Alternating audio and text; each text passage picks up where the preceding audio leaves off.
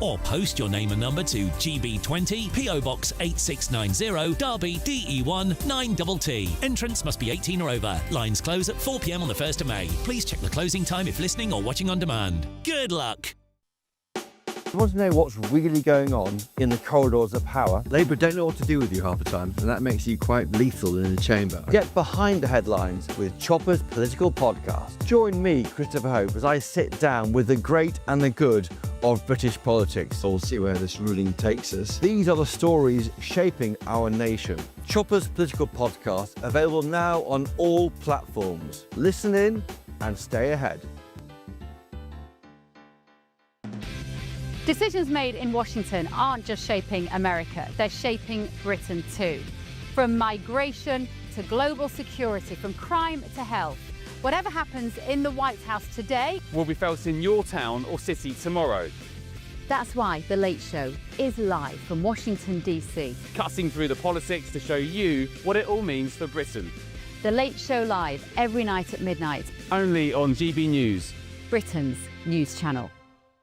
Westminster, the ultimate clique. And you're fighting like rats in a sack. But here on the Camilla Tominey Show, we ask the questions the establishment media is too scared to ask. OK, let me ask you a straight question, because I know you're a straight-talking politician. Whether it's net zero, illegal immigration or law and order, nothing is off limits. You had the power then. Yeah, as I and say, now you've lost it. That's the Camilla Tominey Show, a politics show that's fearless. But no, let me finish my question if you don't mind, because it is my show. Sundays at 9:30, only on GB News, the People's Channel, Britain's news channel. Join me, Nana Akwe, for an informative, interactive news programme with a difference. It's fun. No, he didn't say that, Dave. I'm so surprised. I think there's an element of truth to that. Join me from 3 p.m. every weekend, only on GB News, Britain's news channel. A really important thing about GB News, and it's brought something completely different to the landscape. The mainstream is all about keeping the status quo as it is, ticking along quite nicely. They don't want to ask difficult questions. GB News exists because there is a desperate need for fearless journalism that puts the people first. GB News came on the scene as a disruptor, and it has always been a disruptor ever since. Journalism in this country has been a cosy world full of groupthink until now. Well, the reality is that most British journalists are afraid. That's not GB News. Journalism is journalism at the end of the day, and we're not here to serve any masters. Our masters are our audience. We're here to talk about things in a way that have never been broadcast on British airways before. Do not miss a moment on GB News. The #1 news channel in the country.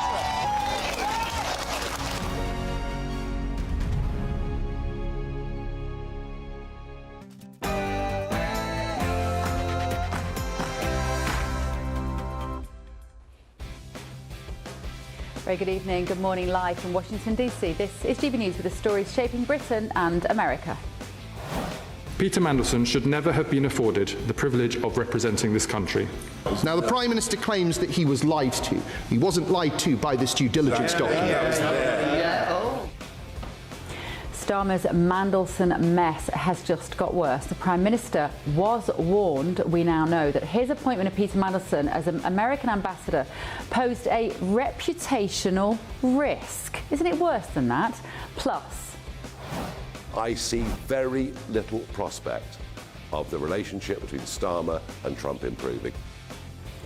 Peter Mandelson, it turns out, actually told the Prime Minister that Nigel Farage would make a better ambassador because he had better connections to President Trump. What do you make of that? Also tonight. We could do a lot worse to one another. We're leaving certain things that if we take them out, or we could take them out by this afternoon, in fact, within an hour, they literally would never be able to build that country back. America is not done with Iran. President Trump threatens to obliterate the country to the point of no return as the FBI is warning that the Islamic Republic is planning an attack on California. How true might that be? Also tonight. Iran's formerly supreme leader, Ayatollah Khamenei, is dead. The Supreme Leader may be dead, but the dictator's son owns 2 luxury apartments overlooking the Israeli embassy in London, would you believe? And tonight, serious security risks are being raised. Has the danger already reached Britain? Is anyone there? We'd like to talk to the Supreme Leader of Iran, the owner of these properties. I'm Bev Turner, and this is The Late Show Live.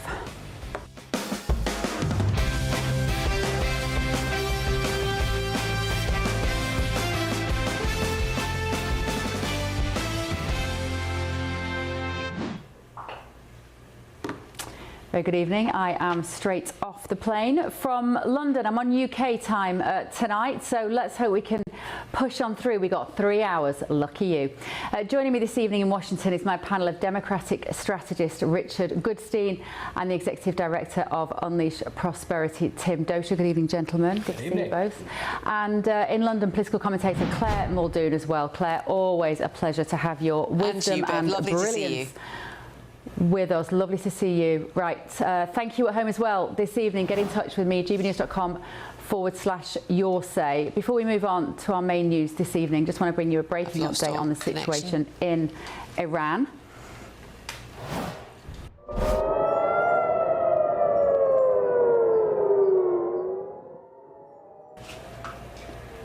GB News understands that Israel has launched a major wave of strikes on Hezbollah targets in Beirut this evening. Officials are warning that further significant attacks could hit Israel overnight. On your screens now, you can see the latest footage from the region that's reaching us. We understand these to be some of the strikes launched by Hezbollah against Israel.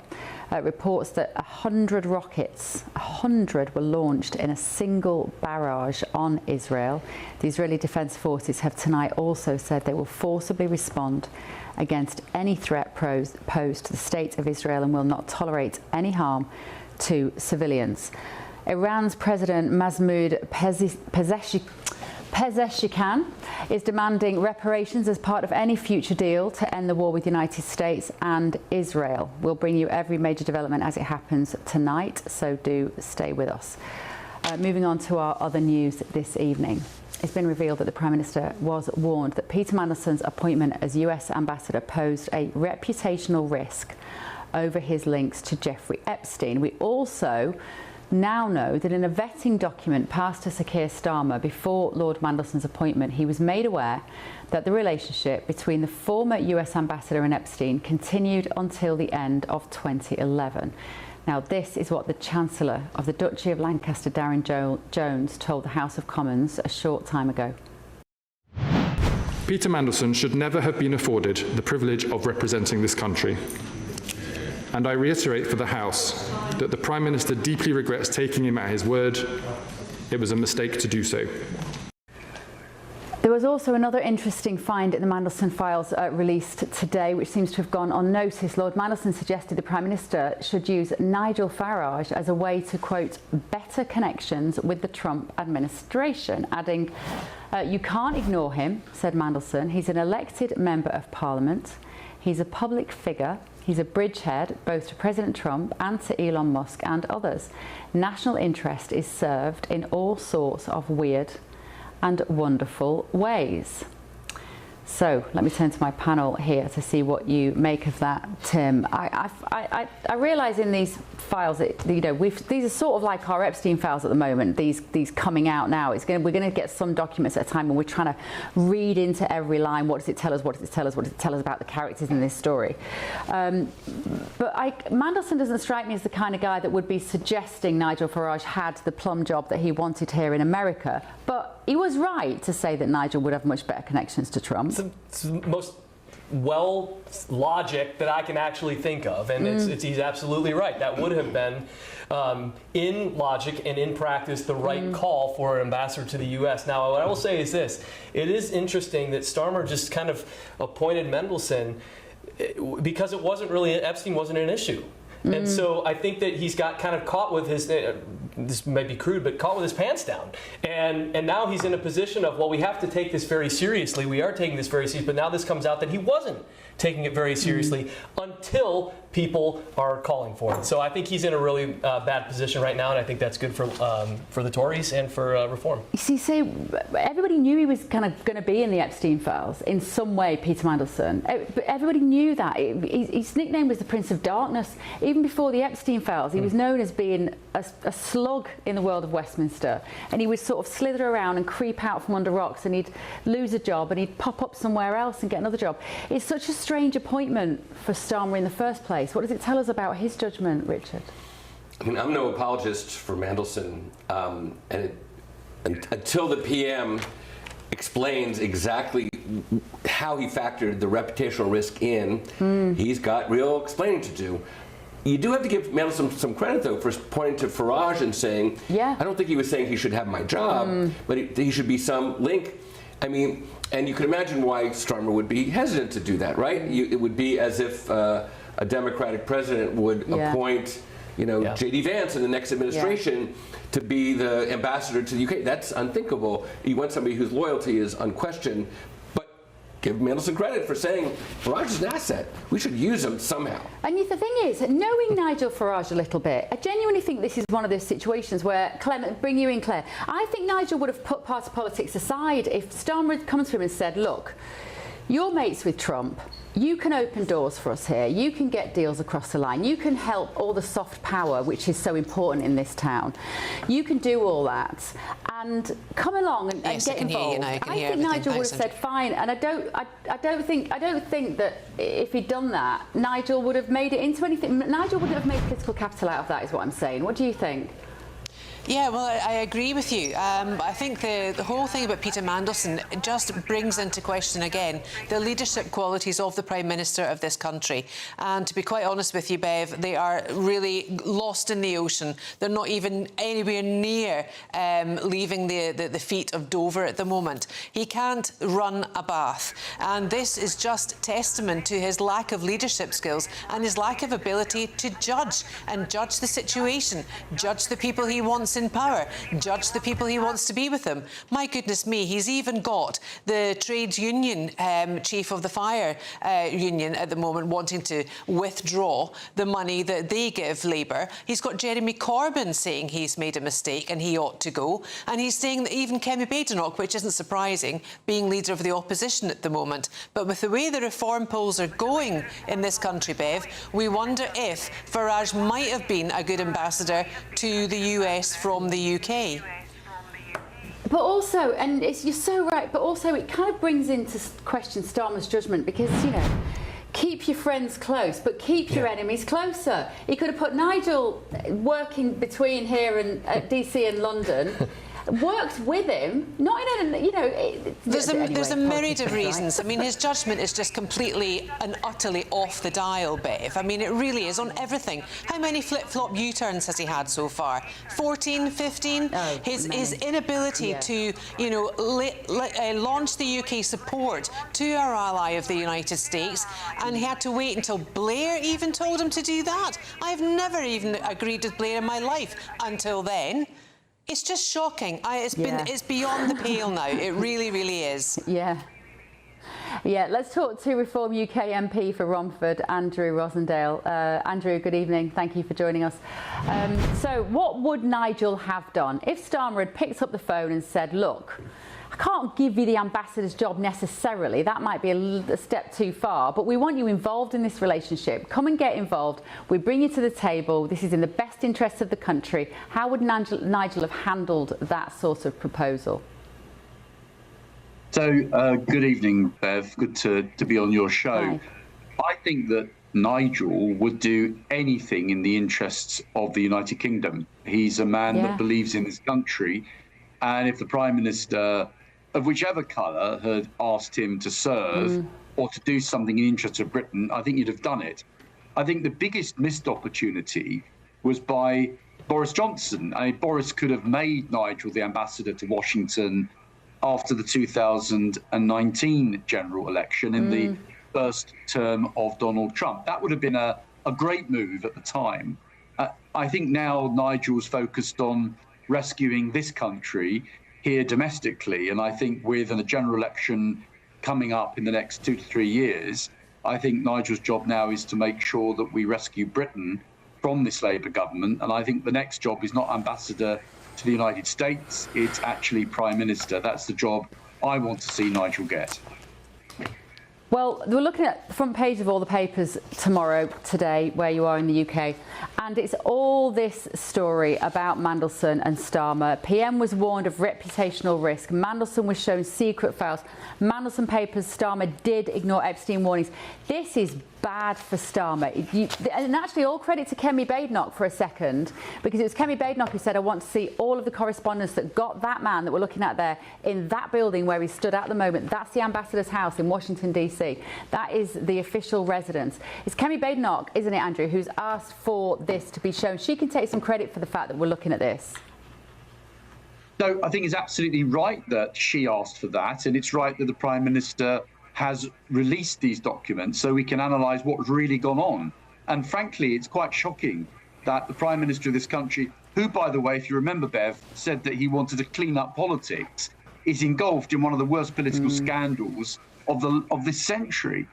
He's appointed somebody who has been incredibly close to Epstein after he was found guilty of the charges that were laid against him. And yet he was still made ambassador to Washington. What a terrible misjudgment. And it really shows that Keir Starmer is not capable of making the best decisions in the interests of our country.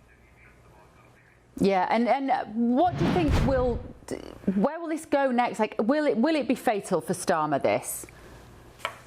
I hope so, because he needs to go. In fact, the whole government needs to go. It's the worst government I can ever remember.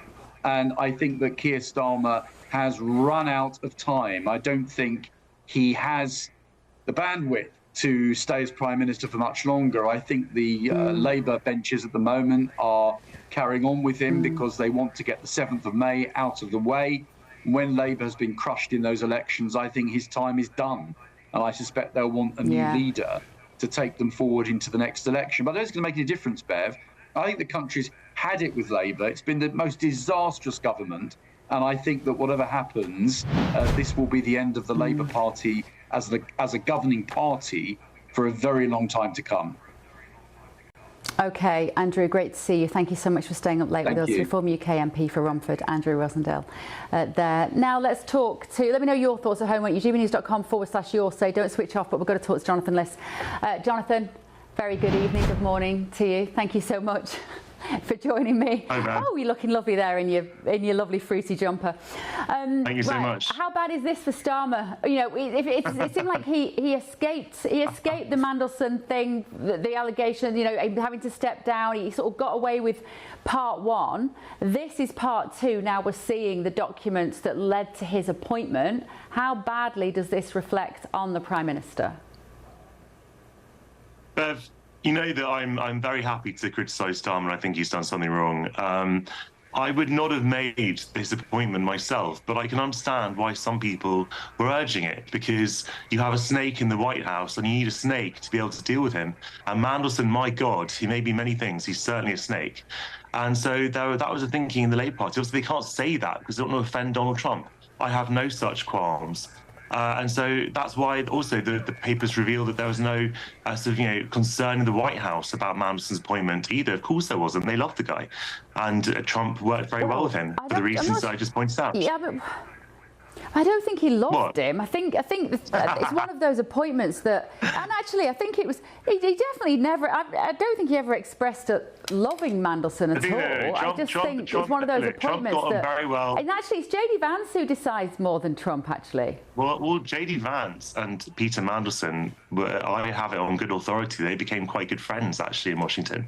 So there certainly wasn't any complaint from JD Vance about Mandelson's appointment or Mandelson's tenure. And I kind of do find it slightly, what? I find they can't win, can they? Because if Trump had said, if Trump and JD Vance had said to the Prime Minister, we don't think he's the right guy for the job, the likes of you would be lining up to say, it's nothing to do with you, it's our British appointment. Well, I would have said that. Well, I bet You're absolutely right, Bev. I would have said that, but at the same time, it still would have been the Prime Minister's job to make that appointment. And realistically, that would have scuppered the chances, because if a president says, we don't like this guy, no Prime Minister, it's outrageous for someone to say that. But realistically, Trump has said a lot of outrageous things, and the Prime Minister would not have appointed him. I'm not saying that he should have said that, by the way, because that would not have been protocol. What I'm saying is that the papers reveal that there was no concern in the back channels from the White House. And I have to say, Bev, I do find it quite funny that you were just saying, sort of reaching for smelling salts, or Mandelson was mentioned so many times in the Epstein files. Your great friend, Donald Trump, was mentioned thousands and thousands and thousands of times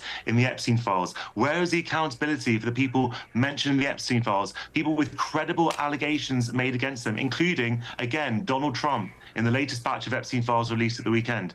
There's the only people who face any kind of consequences for what is in the Epstein files and their relationship with Epstein are right here in the UK. Andrew Mountbatten Windsor and Peter Mandelson. It's a different sort of crime. It's a different sort of crime. I've said this before. If you want to go after people, allegedly, if you want to go after people for sex crimes from 20 years ago, good luck at finding evidence. It's a she said, he said, who was there, were there witnesses? Those crimes, I don't think, are ever going to end up in court. What our British guys have been done for is financial crimes, and those are much easier to prove because there's a paper trail and we've got the emails. And just being mentioned in the Epstein files doesn't mean you did anything. They're all talking about each other. There's just one big bitchy load of elites all chatting about how much they hate each other. Let's be clear about it, though. People have been tarnished. But Mandelson was not sacked from his position as ambassador for any kind of crime. The criminal allegations came afterwards with the allegations about what he did when he was Secretary of State. That, by the way, is a scandal that Andrew Rosenthal is talking about. I think Starmer appointing him was one of the great political scandals. What Mandelson allegedly did in office is a great political scandal. So that is why he was arrested. I agree. I'm talking about the reputational ring. So that's why Mandelson was ditched, because of his links to Epstein. And my goodness, half of Washington had links to Epstein. Howard Lutnick lied about his relationship with Epstein. He hasn't faced any kind of consequences, professional consequences as a result of it. I'm pointing out the fact that people in Britain are facing greater consequences. You've got to be a crime. I'm going to let you go and take off your strawberry jumper and put on your watermelon pajamas. I'm going to keep it on, Jonathan Liss. Thank you so much for joining me. Lord Mandelson has not responded to previous requests for comment, but we understand that prior to his arrest, his position was that he has not acted criminally and did not act for personal gain. Peter Mandelson has also previously denied any wrongdoing in relation to Jeffrey Epstein, stating, "I was never culpable or complicit in his crimes. Like everyone else, I learned the actual truth about him after his death." He added that he had relied on assurances of his innocence that later turned out to be horrendously false. Looking at your messages here, a lot of you are very unhappy about Keir Starmer and his role in this online, but keep your messages coming, won't you? Right, still to come this evening on The Late Show Live. We could do a lot worse. We're leaving certain things that if we take them out, or we could take them out by this afternoon, in fact, within an hour, they literally would never be able to build that country back. President Trump threatened to obliterate Iran to a point of no return as Israel is tonight hit with a barrage of attacks from Hezbollah. The latest on that and Iran's threat to Britain next. This is The Late Show Live, only on GBNews.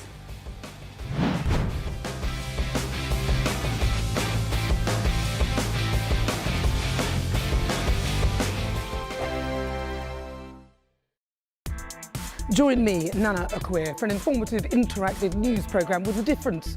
It's fun. No, he didn't say that, Dave.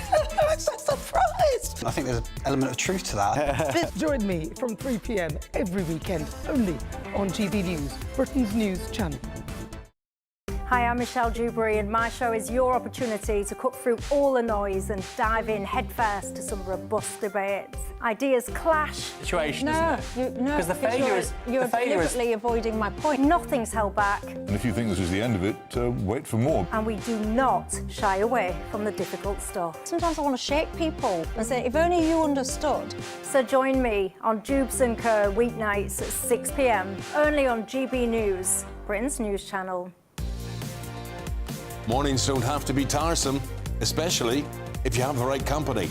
Wake up to news as it happens, opinion and debate, and of course, a little bit of entertainment too. Because when the kettle's on, we're on. That's Breakfast on GB News, a show worth waking up for. Every morning from 6 a.m. Only on the People's Channel, Britain's news channel. We'll spread the news, you spread the word. Westminster, the ultimate clique. And you're fighting like rats in a sack. But here on the Camilla Tominey Show, we ask the questions the establishment media is too scared to ask. OK, let me ask you a straight question, because I know you're a straight-talking politician. Whether it's net zero, illegal immigration or law and order, nothing is off limits. You had the power then. Yeah, as I and say, now you've lost it. That's the Camilla Tominey Show, a politics show that's fearless. But no, let me finish my question if you don't mind, because it is my show. Sundays at 9:30, only on GB News, the People's Channel, Britain's news channel. From the school run to the home run, watch a new show for all of Britain. He can say whatever he wants. A straight-talking show where all voices are heard. And, you know, when are we going to stop talking about smashing the gangs and actually do it? With the stories that matter from every part of our country. There's a bit of a crash landing there for your Chancellor. Bold, fearless and standing up for you. That's me, Martin Daubney, 3 p.m. till 6 p.m, weekdays, here only on GB News. The People's Channel, Britain's news channel. Westminster's full of talk, but out here, it's the real world. Am I allowed to talk now? No, that's it. This is where it matters, real people and real lives. That's what politics is all about. In fact, has Trump made a good start? No. Straight answers, no spin, and just a couple of pints. How many fingers have I got up? About 10. So join me for Lee Anderson's Real World every Friday at 7 p.m, only on GB News. The People's Channel, Britain's news channel.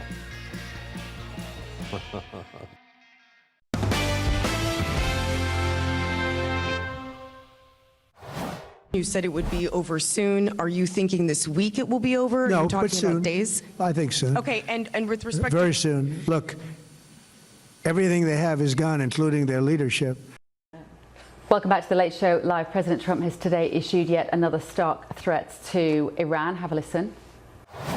We don't want to leave early, do we, huh? We got to finish the job, right? Over the past 11 days, our military has virtually destroyed Iran. Tough country.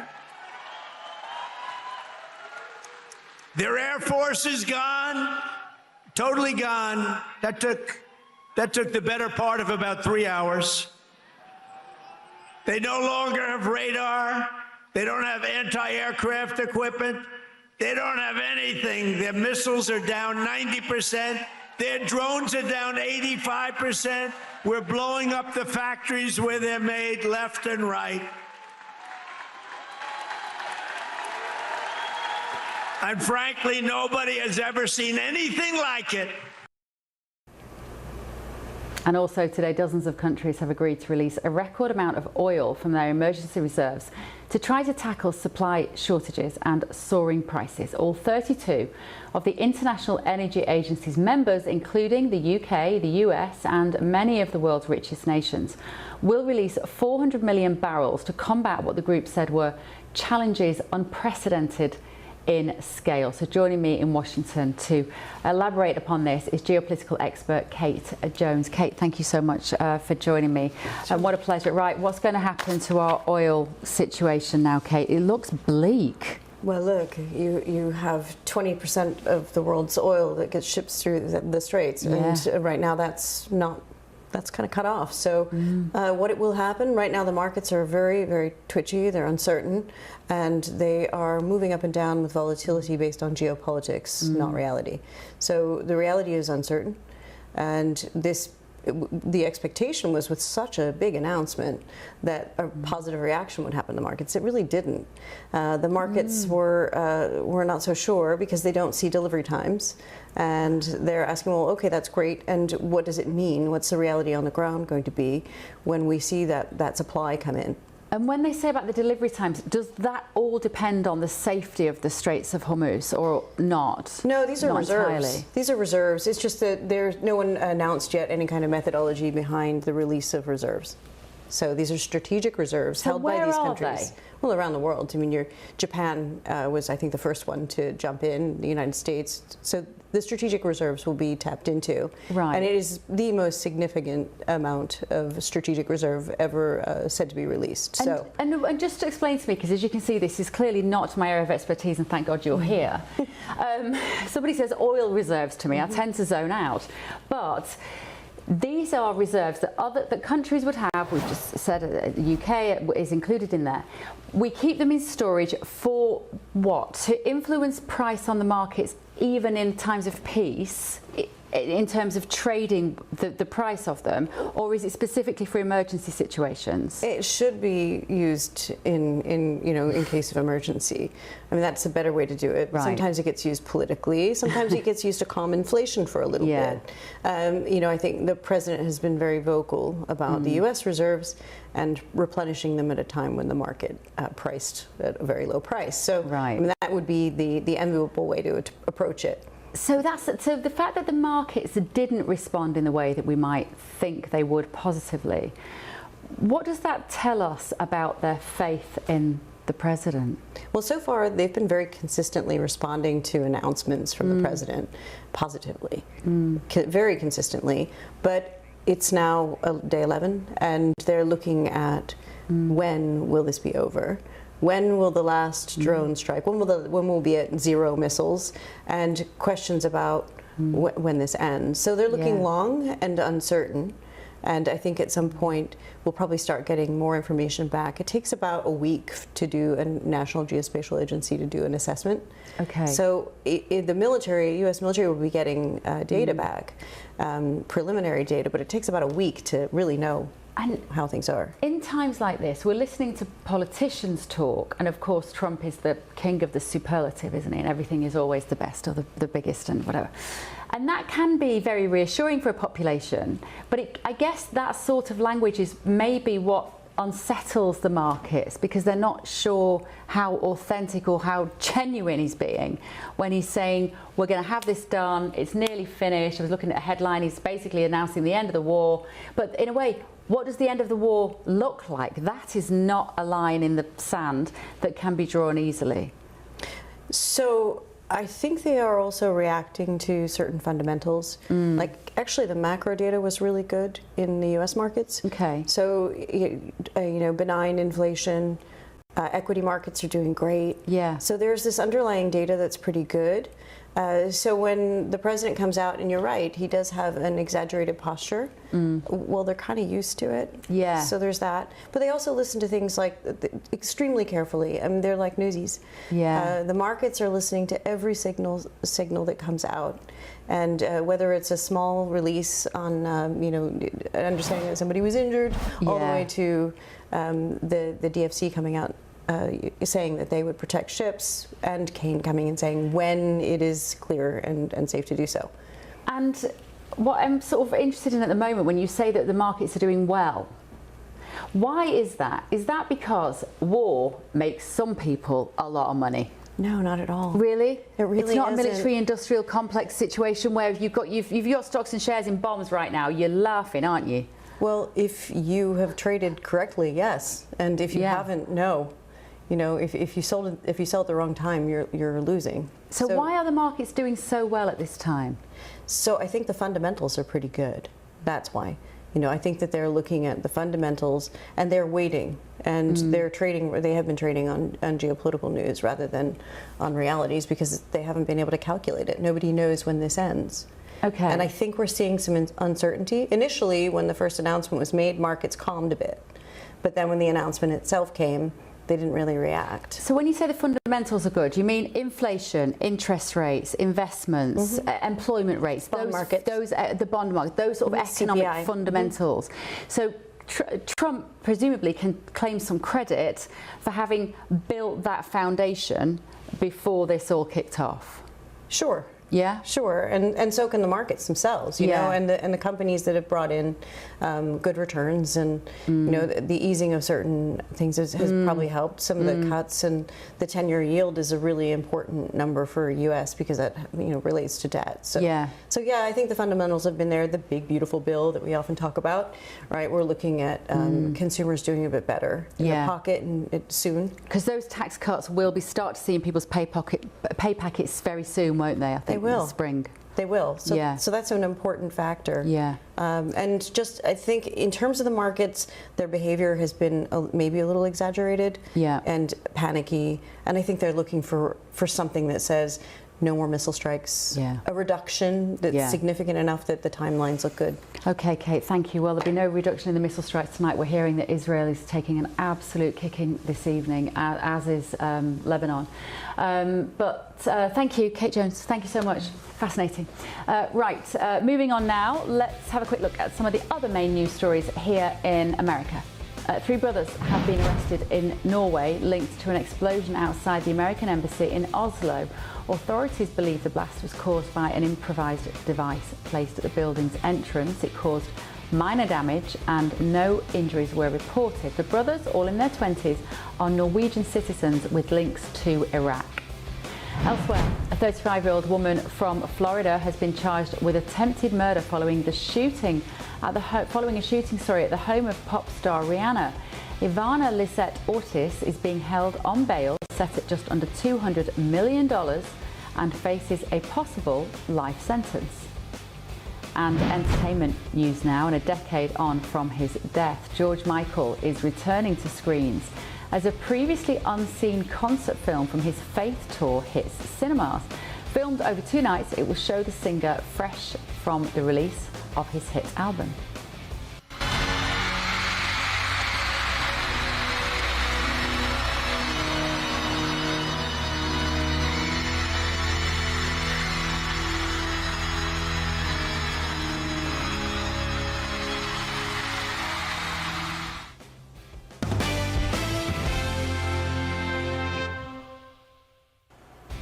Still to come this evening on The Late Show Live.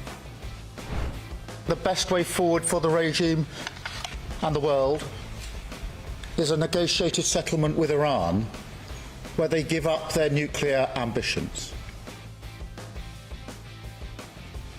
That's the Prime Minister's view, but Nigel Farage backs America and Israel strikes on Iran and warns that the regime poses a bigger threat than Russia. Is he right? We'll debate that next. This is The Late Show Live, only on GB News.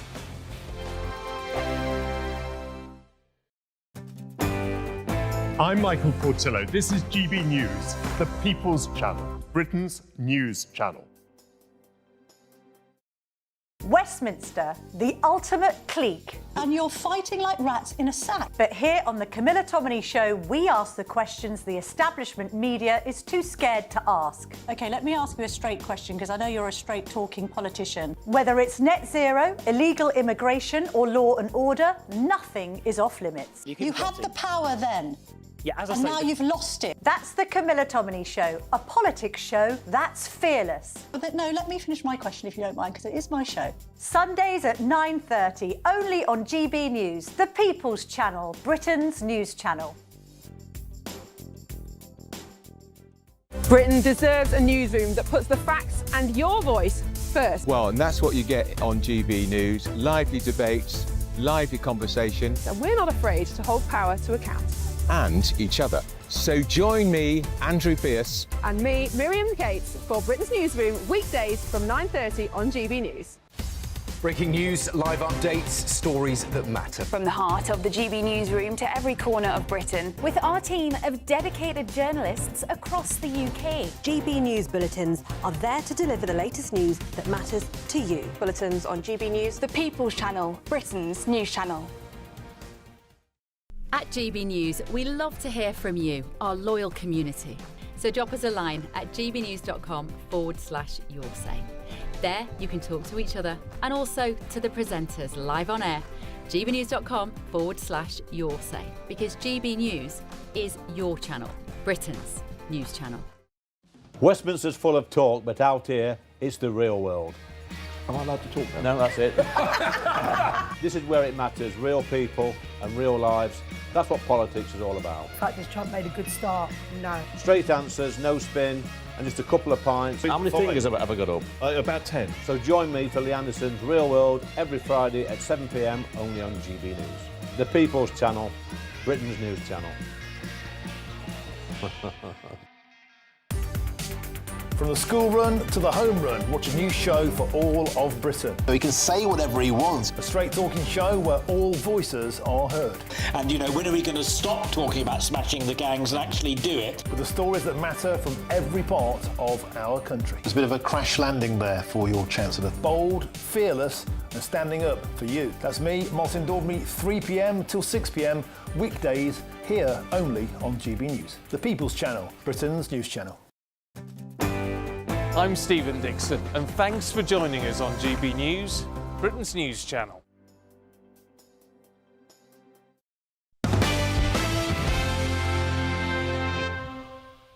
Iran stands alone, and they are badly losing. On day 10 of Operation Epic Fury, we are winning.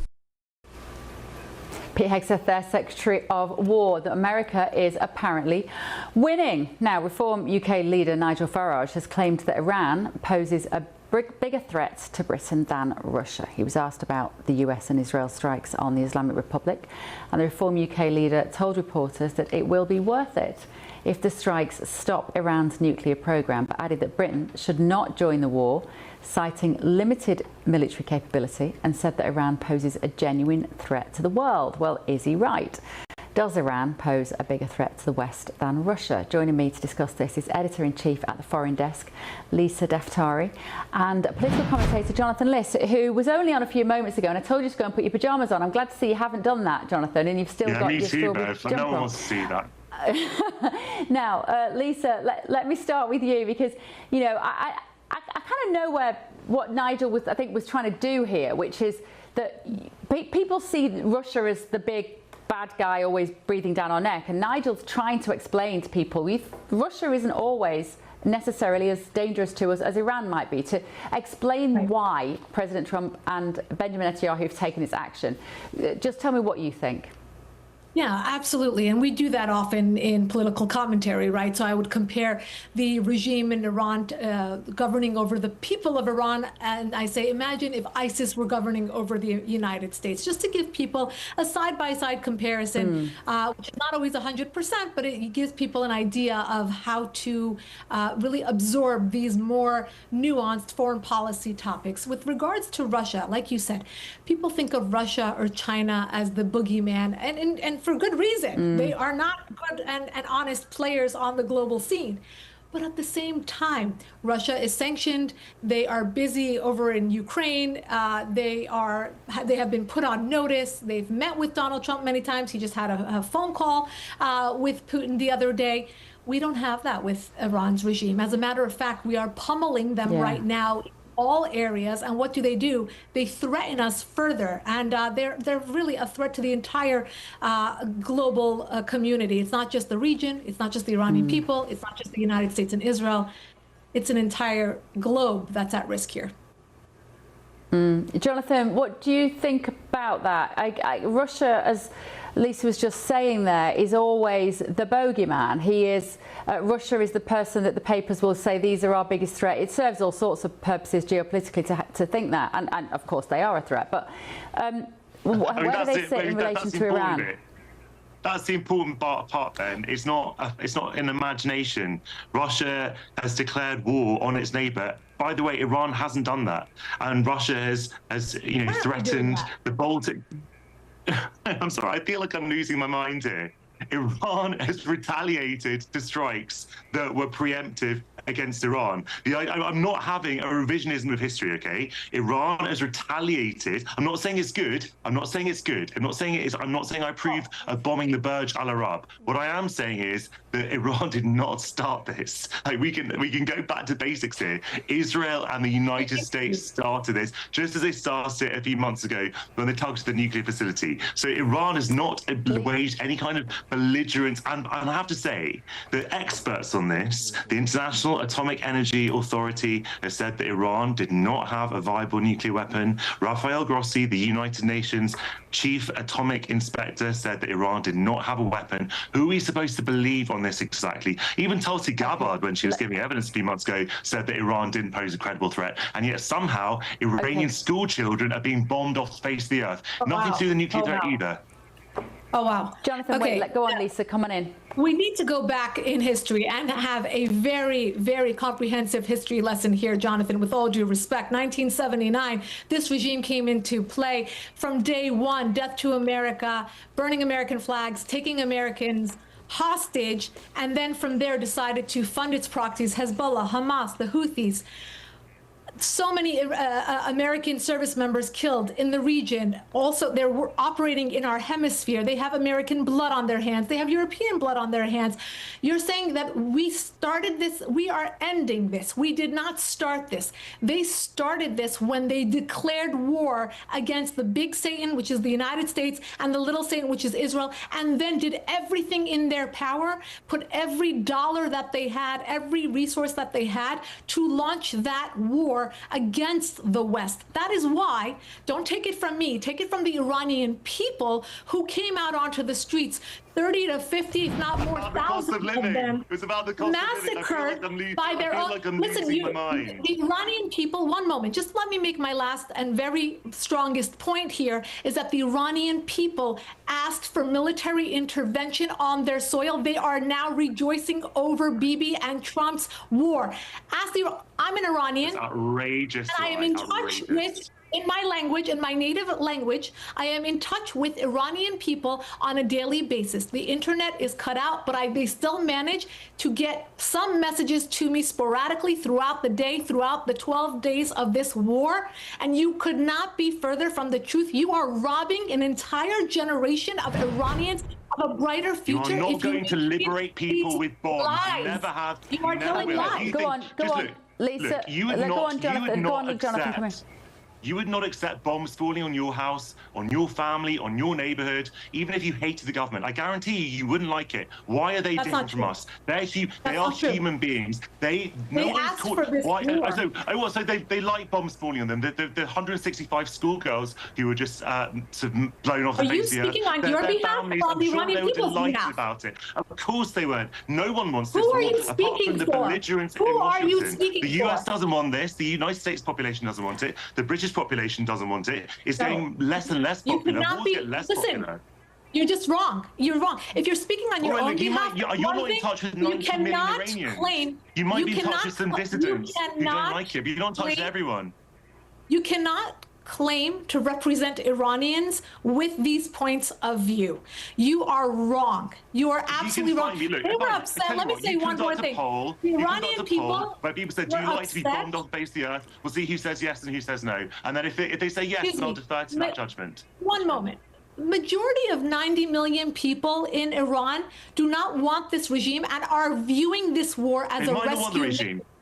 They are viewing this as a regime. Doesn't mean they want to be bombed either. This is not difficult. As anti-war as you want, you cannot make up the facts and speak for the Iranian people. You just cannot. I'm speaking for people as human beings. If you present me with credible evidence, not just your friends in Iran, you might hate the regime. A lot of people hate the regime. Speaking for the Iranian people, you are I'm not defending the regime. I'm not defending the regime for 1 second. How many Iranians what I am have you saying interviewed?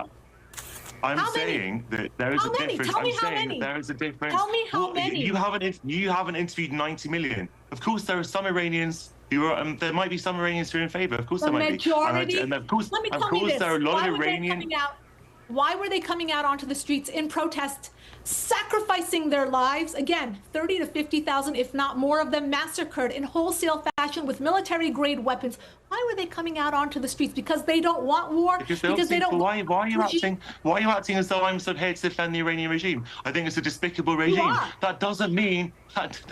This is mad. Just because I think the Iranian regime is terrible, it doesn't mean that I think people should be murdered, bombed off the face of the earth, cities wiped off the map, desalinization plants, oil plants bombed, oil refinery bombed, schools bombed, school kids burned off the face of the earth. That doesn't make sense. There is a middle ground here.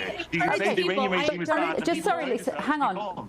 But Jonathan, given that you agree that the situation exists, which was problematic for the Iranian people, what would the solution have been? A strongly worded letter from the EU? That Look, I think that the whole fallacy is that the proponents of this war want to have their cake and eat it in so many different ways, because people have been told for years it's about the nuclear threat, and now it's about sort of regime change. It's also about liberating the Iranian people. Donald Trump, by the way, doesn't give a damn about that. He says that he doesn't even care if it's a democratic regime that replaces the Iranian regime. Why negate the fact that it would benefit the region? It would benefit the United States. It would benefit Well, in the same way with Iraq, will benefit the region. And if it would benefit Trump's United States, and it would benefit Bibi's Israel, then it negates the necessity did of this Iraq war. will benefit? Did the Iraq will benefit the region? Did the Iraq will benefit the region? What happens when you bomb, when you try to decapitate a regime from the sky? What happens? Do you suddenly transfer to being Sweden? Of course you don't. There's a power vacuum. Different factions wage war against each other. Civil war starts. We have to, unfortunately. Do you know who's not against this war? The Qataris, the Bahrainis, the UAE, Kuwait.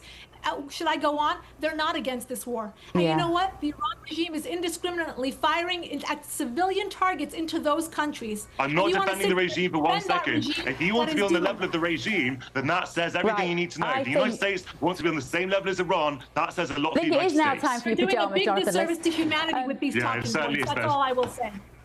We did. Well, listen, I could have just sat and watching that with my popcorn all night, you two. Well done, making people think on both sides in the Your Say there. The audience very much enjoyed that as well. Editor-in-Chief at the Foreign Desk, Lisa Daftari, and political commentator Jonathan Liss. Thank you guys so much for duking that out. Right, you have been getting in touch this evening. Martin has said, great show tonight, Bev. You're doing fantastic. Lovely seeing you. Thank you, Martin. Seeing you back, like everyone says in the Your Say, it is great and you're doing a good job. Thank you. Nice to know that I'm appreciated, at least by the viewers. David says, what's happened to all the oil from Venezuela? And Steve says, UK oil reserves don't exist due to no storage. Typical UK policy for the last few decades, shameful. And Mark says, I need to go to bed, but GB News is so great after midnight in America. Bev is superb. Thank you, guys. And Simon says, Bev, poor you with Polanski's mate, Jonathan Liss. We appreciate his input. I know you don't always love him at home, but we do need him. Still to come this evening on The Late Show Live. Is anyone there? We'd like to talk to the Supreme Leader of Iran, the owner of these properties. So the new Supreme Leader of Iran owns two properties, directly overlooking the Israeli embassy in London. What is going on there? We'll show you that film. Plus, it's a story that could plague the Prime Minister for months to come, if he has months left, that is. For Pete's sake, PM reads the front of The Sun. All the front pages for you next. This is The Late Show Live with Bev Turner.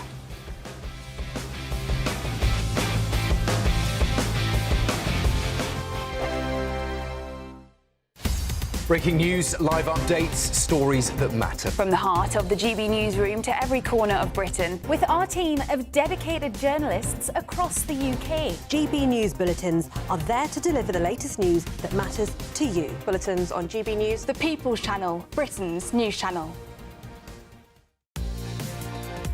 Mornings don't have to be tiresome, especially if you have the right company.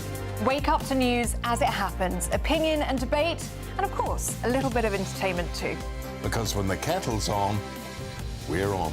That's Breakfast on GB News, a show worth waking up for. Every morning from 6 a.m. Only on the People's Channel, Britain's news channel. We'll spread the news, you spread the word. Westminster's full of talk, but out here, it's the real world. Am I allowed to talk now? No, that's it. This is where it matters, real people and real lives. That's what politics is all about. The fact is Trump made a good start. No. Straight answers, no spin, and just a couple of pints. How many fingers have I got up? About 10. So join me for Lee Anderson's Real World every Friday at 7 p.m. only on GB News. The People's Channel, Britain's news channel. At GB News, we love to hear from you, our loyal community. So drop us a line at gbnews.com/yoursay. There you can talk to each other and also to the presenters live on air. gbnews.com/yoursay, because GB News is your channel, Britain's news channel. Join me, Nana Akwe, for an informative, interactive news programme with a difference. It's fun. No, he didn't say that, Dave. I'm so surprised. I think there's an element of truth to that. Join me from 3 p.m. every weekend, only on GB News, Britain's news channel. You want to know what's really going on in the corridors of power? Labour don't know what to do with you half the time, and that makes you quite lethal in the chamber. Get behind the headlines with Chopper's Political Podcast. Join me, Christopher Hope, as I sit down with the great and the good of British politics. We'll see where this ruling takes us. These are the stories shaping our nation. Chopper's Political Podcast, available now on all platforms. Listen in and stay ahead.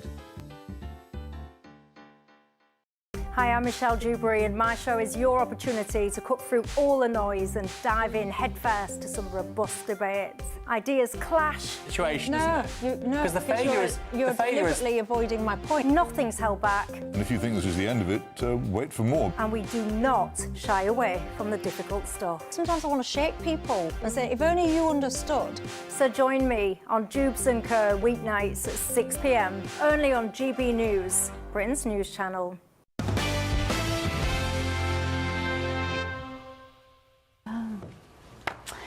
Welcome back to the Late Show Live. I'm just having some translations here from Tim Doshi. He was talking about going to Hills and Hollers. I thought it was like some sort of booby bar or something. Hills and the Hollers of West Virginia. What do you mean?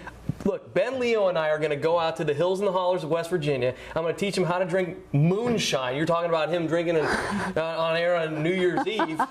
He needs to drink like a West Virginian drinks, with proper moonshine made in a bathtub. So it's a hill and a hollow. Yeah. Does it mean a hollow? Does it mean a hill and a valley? Holler! It's not my. Can you all just learn to speak? Can you learn to speak English? Let's have a look at some of the front pages of how we use English properly in the UK, shall we? I have, as you can see, I've still got Richard and Tim with me, and we've got Claire Muldoon in London. Let's have a look at these front pages, shall we? We're going to start with the Sun newspaper, which is leading with what? For Pete's sake, PM. Warning over Epstein ignored. Keir knew Mandy was a risk. The axed peer got a £75,000 payoff. Actually, Claire Muldoon, we haven't talked about this enough, that when Mandelson got the push, he wanted £500,000 quid. He wanted £500,000. Absolutely extraordinary. What the hell? The man has no shame, Bev. Absolutely no shame, Pete. It's just ridiculous. But he got the £75,000 payoff that most senior civil servants get at that stage. There was nothing new in that. That's what they get, and that's what he took. But regardless of that, he wanted £500,000.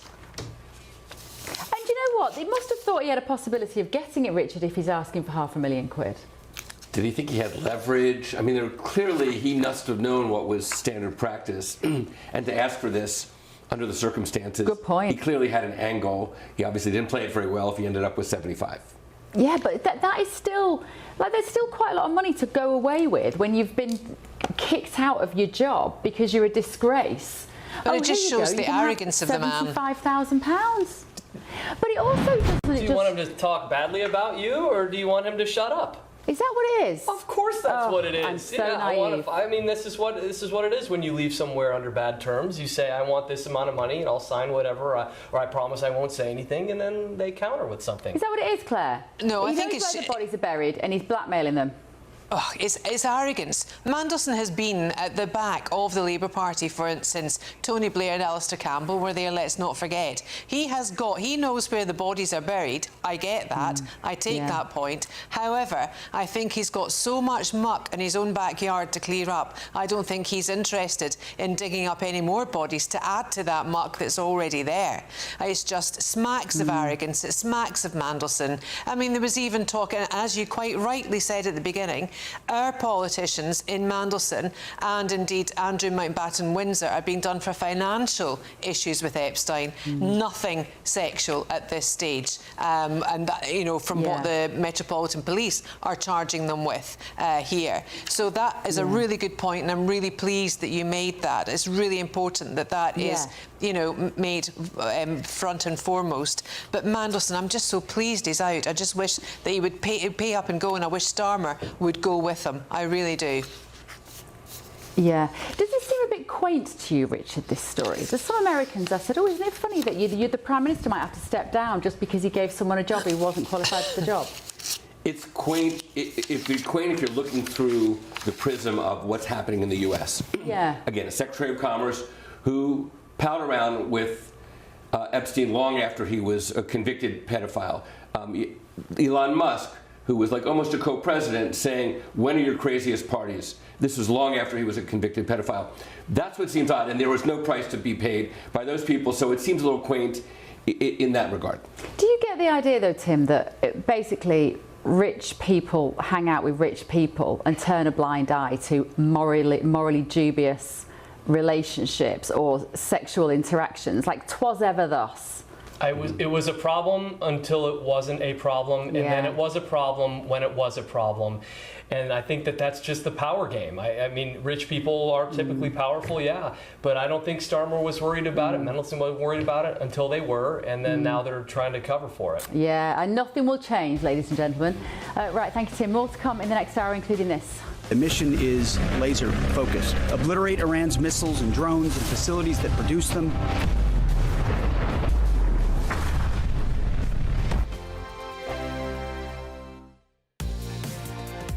Mornings don't have to be tiresome, especially if you have the right company. Wake up to news as it happens, opinion and debate, and of course, a little bit of entertainment too. Because when the kettle's on, we're on. That's Breakfast on GB News, a show worth waking up for.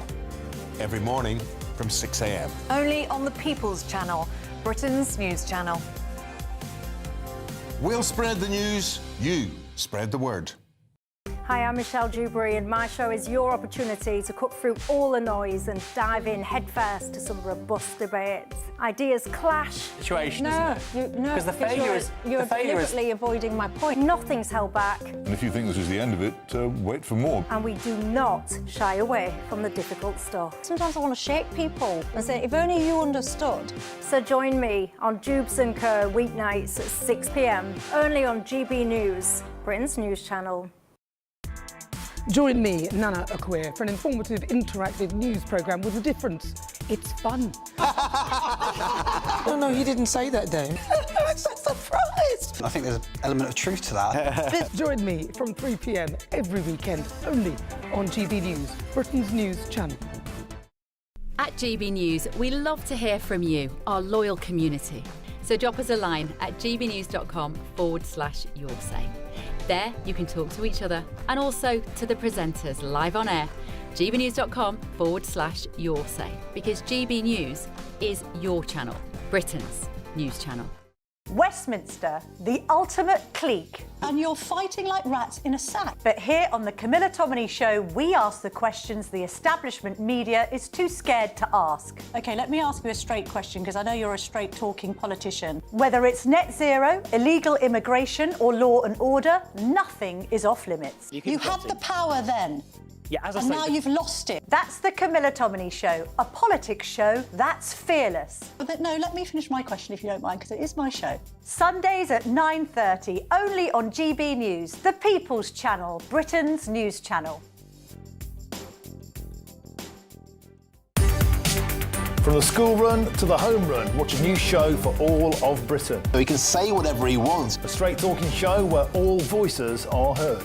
And, you know, when are we going to stop talking about smashing the gangs and actually do it? With the stories that matter from every part of our country. There's a bit of a crash landing there for your Chancellor. Bold, fearless and standing up for you. That's me, Martin Daubney, 3 p.m. till 6 p.m.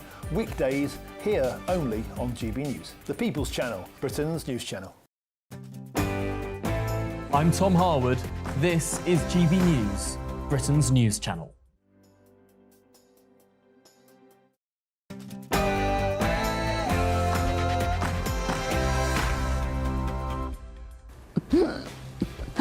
Live from Washington, D.C., this is GB News with the stories shaping Britain and America tonight. Peter Mandelson should never have been afforded the privilege of representing this country. Now, the Prime Minister claims that he was lied to. He wasn't lied to by this due diligence document. Starmer is facing an almighty Mandelson mess. The Prime Minister was warned that his appointment of Peter Mandelson to US Ambassador was a, quote, reputational risk. Really? Was that your biggest worry? Plus, I see very little prospect of the relationship between Starmer and Trump improving. saving starman Peter Mandelson told the Prime Minister to use Nigel Farage to better connections with President Trump, and of course that was ignored, should it have been. Also tonight. We could do a lot worse to one another. We're leaving certain things that if we take them out, or we could take them out by this afternoon, in fact, within an hour, they literally would never be able to build that country back. President Trump is still talking tough over Iran. He's threatened to obliterate the country to the point of no return. The FBI is reportedly warning that the Islamic Republic is planning an attack on California. Do you think that's true? Also tonight. Iran's formerly supreme leader, Ayatollah Khamenei, is dead. Khamenei may be dead, but the dictator's son owns 2 luxury apartments overlooking the Israeli embassy in London. And tonight, serious security risks are being raised. Has that danger already reached Britain? Also, is anyone there? We'd like to talk to the supreme leader of Iran, the owner of these properties. We're going to show you that in just a while. I'm Bev Turner. This is The Late Show Live.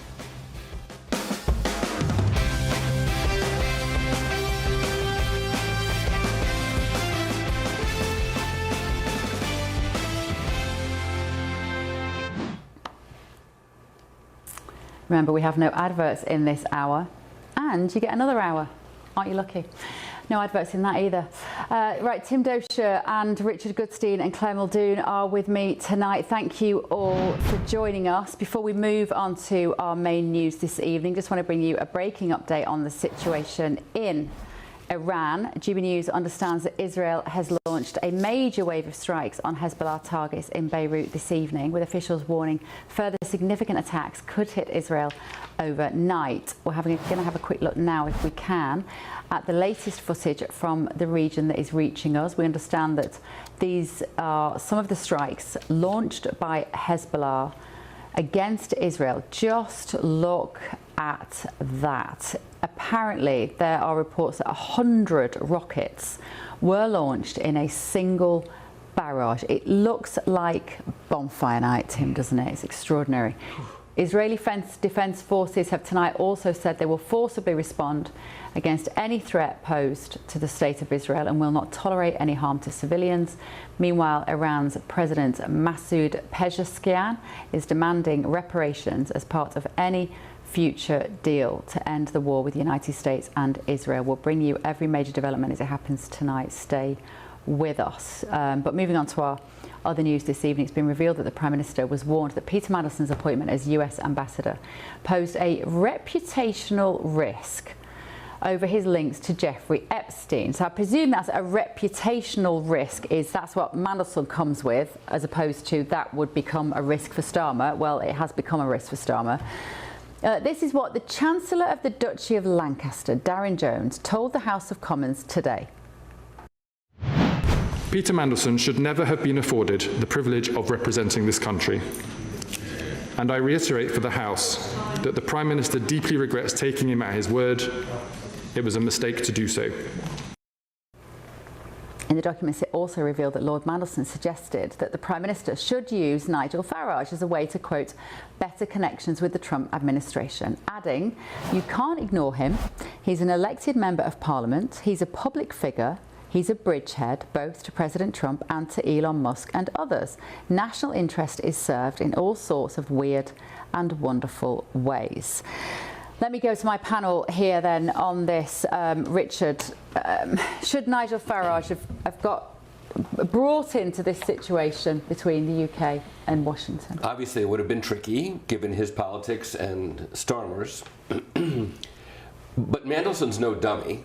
He understood that, too. For him to even suggest that, presumably he had something in mind that he thought would have been tolerable for Starmer to accept. Could a wise PM have harnessed somebody like Farage to the benefit of the country? Perhaps. I mean, we've certainly seen it in the United States where presidents have picked, say, a Secretary of Defense from the other party because A, they respect their judgment and their wisdom, and B, it gives a certain cover. There's things that are bipartisan, like national defense. So one would have thought that at a bare minimum, Starmer should have had some kind of consultation with Mandelson or others about the idea, because it's pretty intriguing. And I think the problem is that Starmer is so frightened of Farage, or so kind of... Nigel has been demonised in the British press for 20 years. And Starmer just plays into that. And unfortunately, he could have... I think he's petty, unfortunately. I think Starmer's quite petty about these things. And there's no way he would have... Also, his backbenchers would have given him a kick in if he did get him involved. But I think it would have been the sensible thing to do, to say, look, we're on different sides of the aisle. We don't agree politically. But it's in the interests of the UK. And we know that Farage gets on with the president. Come on board. Well, he didn't appoint Farage, so there's that. But what I will say is that, and again, as from an outsider perspective watching, it doesn't seem to me that Starmer is confident in his leadership ability. I think that he kind of puts his finger up and goes where the wind blows. And that is proven right now with this Iran conflict that's happening right now, and his quote-unquote leading the UK into some kind of blind leading the blind kind of situation. And so it does make sense to me as to why he wouldn't take in that like I said, logical decision. But again, decisive leadership, again, from an outsider's perspective, does not show through across borders. And doesn't it, Claire Muldoon, speak to the pettiness of Westminster, where politics is always above the interests of the people? Because let's just picture that scenario. If Starmer had said, right, Mandelson's my ambassador, but he's going to work with Nigel Farage, what would the seismic ramifications of that been in the UK? Well, do you know what? Mandelson has always been a very shrewd political manoeuvrist, right? He managed to get Blair in, I would say, and he advised Morgan McSweeney. He was very, very close with him. Don't forget who was Starmer's advisor, who got rid of Sue Gray, his chief of staff. And I think if Starmer had taken Mandelson's advice and actually put Farage in as ambassador, I think it might have decreased the value that reform actually have in this country, and wouldn't have given them the votes and the popularity that they're now polling with. And I say that for the reason of, if Farage was busy building bridges in the US, as Richard already said, he was close with Elon Musk, he was close to Trump, that would have removed him almost from British politics to a certain extent. He would still have been head of reform. But I think that's partly because of Mandelson's shrewd manoeuvring. I think Starmer should have perhaps taken that view, maybe have put Farage in place, and then I think he would have been best advised, Starmer that is, in going forward now with the Iran war that we're in the middle of at the moment. Yeah, I think you're absolutely right. There's no forward thinking, is there? There's no strategy, it seems. There is no strategy. Like Tim was saying, puts his finger in the wind and just sees which way the wind is blowing, and that's where he'll move his policy and his opinion. And that, I'm afraid, Bev, is not a leader make. Yeah, no, absolutely. But I can't remember when we've last had a Prime Minister that didn't operate a bit like that in the UK, to be completely frank. Let's talk now to Benedict Spence, political commentator. Benedict, haven't spoken to you in ages. How lovely to have you on the show this evening. Thank you very much for joining us just after 1 o'clock in the morning there in the UK. Right, what would have happened? Let's use our imaginations. I'm a big fan of imaginations when it comes to politics. It's very important. If Starmer had said, right, I'm not going to make Mandelson ambassador, I'm giving that job to Nigel Farage, what would have happened then? Well, this is, of course, assuming that Nigel Farage would have taken the job. It's entirely possible that he would have turned it down, which, of course, would have been pretty damaging to Keir Starmer, pretty embarrassing, might have caused Reform a little bit of a dip short term, I suppose, because people would have been saying, oh, well, he's not playing ball. But it would have been the most sensible thing to do. The question would have been, would Nigel Farage have been in a position to say no? Would he, in fact, have thought to himself, actually, this is quite a good gig and it will get me a lot of attention, at least on the international stage? I think Claire's right, though, that it long term would have potentially damaged Reform and Farage a little bit more. But, that's not because anybody could say with any certainty that what is happening in the Gulf would definitively happen in the way that it is. It's simply because Donald Trump is just not very popular with the British people and never will be. The funny thing is, actually, I think there is a little bit of steel and a little bit of strategy there. I just don't think it's very well placed. I think his view and his vision for Britain, if you like, is of a certain variety that requires somebody to be pretty blind, to be pretty obstinate, and to ignore the noise. I think we have to sort of take a step back and look at all the other things that are happening right now when it comes to things like the potential abolition of jury trials, or the rushing through of the assisted dying bill, or the removal of hereditary peers, or the surrendering of the Chagos Islands. All of these things actually add up, they line up to somebody who has a very different, highly aggressively left-wing view of what the UK should be, and he has continued to prosecute these things despite public opinion saying, actually, we're heavily opposed to this. This is somebody who is determined to get his way, even if that's to the detriment of his own party. Yeah, absolutely. And I think you touched on a really interesting point there, Benedict, which is, to what extent is Keir Starmer putting his finger in the air and blowing in the wind? To what extent is this a deep-rooted, very strong ideology that he lives by and that his politics are very much underpinned by? And I think the problem is, because he's not honest about how strong his beliefs are, it often appears that he's just going with the mood of the day, but underneath it all is quite a nefarious agenda. It is a nefarious agenda. I think that's exactly the word. And you're right. It's the fact that he isn't honest with people that does make it look like he's pivoting. But he's not honest with people because he knows full well it would be a deeply unpopular platform to run on. That's why none of the stuff that I just mentioned, for instance, was in Labour's manifesto. They wouldn't dare say to the electorate, oh, this is what we're planning to do. But what it is that makes him pivot is when his ideology runs up against reality. And that's the thing, is that every ideologue always gets into this position. They try to smash their way through, and you can't always smash your way through in these circumstances. He's in a difficult position. His party doesn't particularly like him, but they aren't strong enough to get rid of him.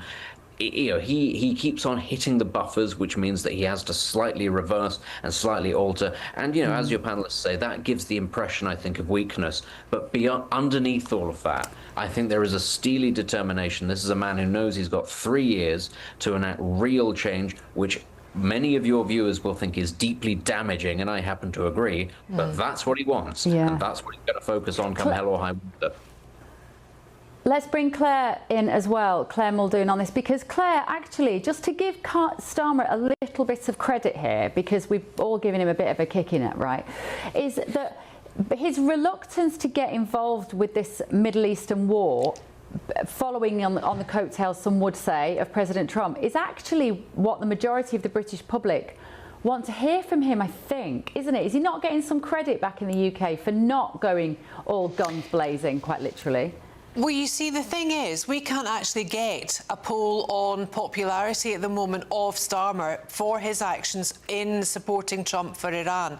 It's incredibly difficult. I spoke to Ben on Saturday night to say that there was a BBC programme a political programme, where a handful of people put their hand up in support of it, and that was very much the minority. And if we use that as a straw poll and extrapolate that further, would that exponentially fit the vista of the map of Great Britain? And to be honest with you, Bev, I don't know. And I don't think anyone does, because the headlines at the moment, and I've said this again, this is one of the only times in history where print journalism is almost reflecting what is happening on an hour-by-hour daily basis. And if we look domestically to our front pages tonight, it's covered with Mandelson, again directly linked to Starmer's inability to judge properly. Now, I don't think there are many similarities between this Iran war and the Iraq war that Blair and George W. Bush took us into. I think Iran is completely different. It's different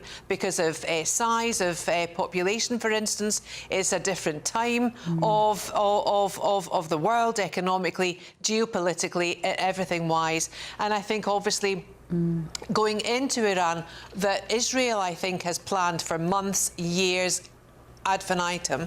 Going into Iran now, I think, is a very good thing, and I don't think Trump would have done it without thinking it completely through, or the people behind Trump. Because remember, he didn't get voted in because on wars, and he wasn't a warmonger. He was saying, I am going to be the president of peace. I don't want to bring our country, our great country, into war, because war doesn't, make America great again. So we're dealing with this, and Starmer, I think, was just, caught like a deer in the headlight, because I think he lacks leadership.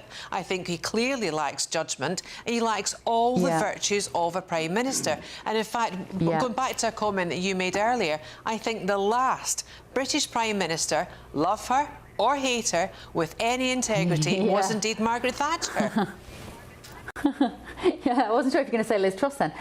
But yeah, no, I think you're absolutely right. So it's the last one I can think of when you said she. Go on, Tim, you wanted to come in then. Yeah, I want to just comment a little bit on Trump saying, he wasn't going to get us into wars. But he also campaigned on making sure Iran did not obtain a nuclear weapon. And he said he would do whatever he had to do to be the president to make sure that it didn't happen under his watch. And so in the State of the Nation chat, comparing to Starmer, just comparing to Starmer in terms of leadership, what you can say about Trump, you can argue whether or not he said we weren't going to do foreign wars. That's fine. But one thing that you can say that you can't say about Starmer is that when Trump makes up his mind, it's full go.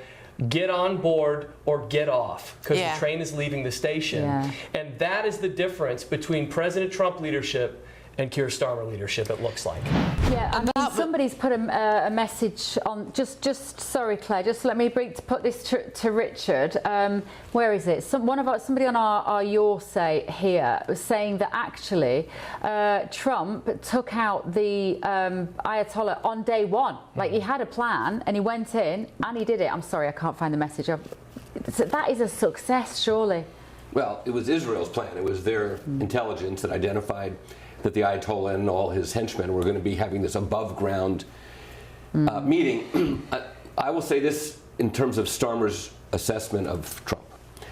I don't think he's alone in looking at Donald Trump as having clownish tendencies. I know people in Trump's corner see him as strong and wise and determined, but you'll have to admit, I think, that pretty much every European leader understands that Trump has, there's a side of him that they don't quite respect.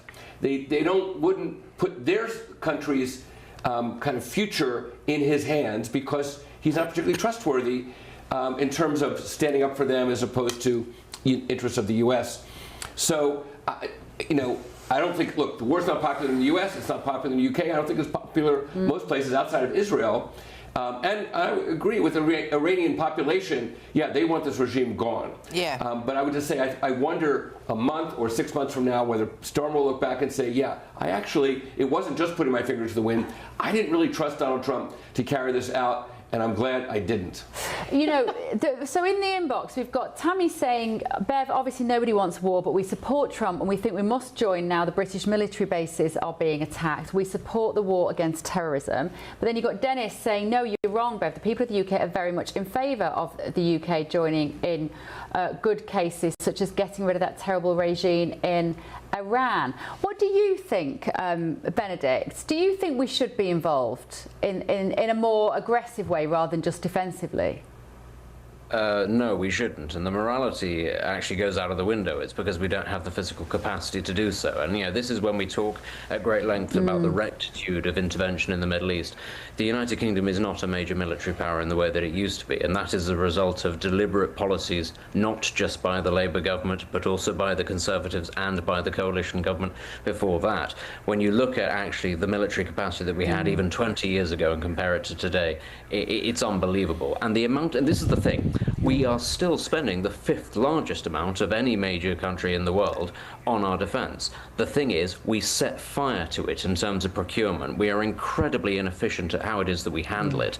And when you look actually at some of the schemes that the MOD ends up spending all of its money on, be that the Ajax, troop support or whatever it is, we are left with a situation where we cannot put enough sailors onto our vessels, where our Trident nuclear deterrent may work, it might not, but nobody's quite sure because we physically can't afford to keep test firing it. That's a disgraceful situation to be in. And when you can't even get a ship out to the Mediterranean, this is the Mediterranean, it's not a long way away, to defend RAF Akrotiri. You do just have to ask yourself, what on earth have the politicians of this country been doing? The first responsibility of any state is defence of the realm. Our country has failed spectacularly. Wasn't Starmer willing to put foot on the ground in Ukraine, though? No, he wasn't. No, he wasn't. This was always a lie. It was always a fantasy because there is no ceasefire deal that Russia will sign that allows NATO troops to ever be put in Ukraine. Whenever he did that, it was the same as Boris Johnson saying, we're going to do this, we're going to do that, it's going to be fantastic for Ukraine. They get to spout all sorts of things in support of Ukraine because that goes down very well with the British people, knowing full well they will never have to cash that check. Benedict, so lovely to see you. Thank you for joining us on The Late Show Live. Benedict Spence there, to whom we bid farewell now. Obviously, I need to give you that right of reply for Lord Mandelson. He has not responded to previous requests for comment, but we understand that prior to his arrest, his position was that he had not acted criminally and did not act for personal gain. Mandelson also previously denied any wrongdoing in relation to Jeffrey Epstein, stating, "I was never culpable or complicit in his crimes. Like everyone else, I learned the actual truth about him after his death." He added that he had relied on assurances of his innocence that turned out later to be horrendously false. Keep your messages coming. Very busy inbox this evening. gbnews.com/your say. Whinging Pom says, did our boat make it to Cyprus yet, or is it still at a charging point in a Spanish port after its e-battery upgrade? Elizabeth says, great show. Love Jonathan Liss versus Lisa standoff. Thank you. Steve says, Bev, in addition to no adverts, can you promise a no lefty hour as well? Yeah, sorry about that. Yeah, so you be quiet, Richard. Sorry. Sorry, I'll drink of water. No ad breaks. Robert says, Mandy getting a payoff is par for the course. The establishment has always rewarded failure with bonuses. I still cannot get over that. 75k for getting the sack. Martin says, keep up the good work. Tonight, Bev smashing it, doing a fantastic job as always. Thank you. And Alistair says, great show. Thank you. Have to say, I cannot get my head around how any bloke could defend the Iranian regime and what it has done to all those innocent demonstrators. You're here. Did you know where Jonathan Liss was coming from in terms of trying to... Sorry, I didn't. I mean, honestly... I don't apologise for that. Our audience will love you. 40,000 people. It's over. No more defending them. No more. That can't You mean because happen. they killed 40,000 of their own people for protesting? He's trying to play the Keir Starmer role there and saying, I'm not for the regime, but then, blasting every attempt to, make good on the promise that we're going to, rid Iran of all nuclear weapons and threats against us. The thing is, there are a lot of people saying this is an Israeli war. This is what Netanyahu wants in the Middle East. He wants to destroy Iran, doesn't care what that means. This is all about Israel as opposed to it being remotely about America. Where do you sit on that, Richard? So I think there's a problem. Remember, Marco Rubio, the Secretary of State, gave a briefing in the Senate and more or less said just that the United States got in because Netanyahu had said to Trump, there's this meeting with all these higher-ups, and it's during daylight. We usually start these wars at night, but we have to do it during the day because they're going to be in a place that we can attack. There's a couple problems with that. One, it kind of makes the U.S. as looking like it's not a first-rate world power if Israel is basically saying, come on now, it's time. And frankly, it just increases the prospect of anti-Semitism and anti-Israeli sentiment, because it makes it seem like, again, Israel's calling the shots and is making the U.S. do something that may or may not be in the U.S.'s personal self-interest. And that's a problem for Israel. It's a problem for Jews. It's a problem, frankly, for the United States. So I do think that. Can I push back just one really quick? I mean, you're criticizing us as not showing leadership, but if we weren't showing leadership, how did we decimate an entire Navy from a 90 million person country? How did we decimate an entire Air Force? How did we basically take out the entire ballistic capability of Iran? It's because we're leaders. You're totally mischaracterizing what I said. I'm not saying that's how. The U.S. military is second to none. Nobody's disputing that. What we're disputing is, why did we get into this in the first place? We know that the president has the authority if the attack is imminent. And I think all the evidence is it's not only not imminent, but we've seen reported over the past day, even the intelligence community is saying that regime change would not come from this. So, you know, yes, they obliterated the ballistic missile capacity, which is the goal. Israel could have done that on its own. Regime change was never the goal. Israel could have done that on its own. But you just got to say that regime change was never the goal. That was depends on who you're listening to which day. I guarantee you. I guarantee you that I could find a sentence that Donald Trump uttered. Only one voice that matters. And J.D. Vance and Rubio and everybody else and Pete Hegseth about how we wanted to change the regime. And you remember famously, hold on, Tim, 1 second. You remember famously on day one, Trump said, we're going to bomb you, and people take to the streets and basically take control. That sounds like regime change. He said it. I'm not making that up. You heard it. Rich, here's what happened. We have all but accomplished the mission that we went into. We did not go in for regime change. Trump never said that was the goal because he knew that that had to come from the Iranian people. He always said from the very beginning, I watched it happen live, I hope the Iranian people make the right decision here. And then he said, but we're not going to let them acquire a nuclear weapon, and we're not going to let them continue. They didn't just start this, they continue to threaten the region and to threaten us with killing us and killing them. It's just not, this has never been about regime change for President Trump, and that's the voice that you got to listen to. The thing is, true. But Caroline Levitt said, I'm looking at all my notes, I've got all my notes here from this Iran war, and we're only like less than 2 weeks in, aren't we? Yes. But she said in the briefing last week, we've got to annihilate the Navy, the Iranian Navy. She said not a single ship is underway now. Get rid of the terrorist proxies, can no longer destabilise the area and harm America. And Iran can never obtain a nuclear weapon, the complete dominance over Iranian airspace.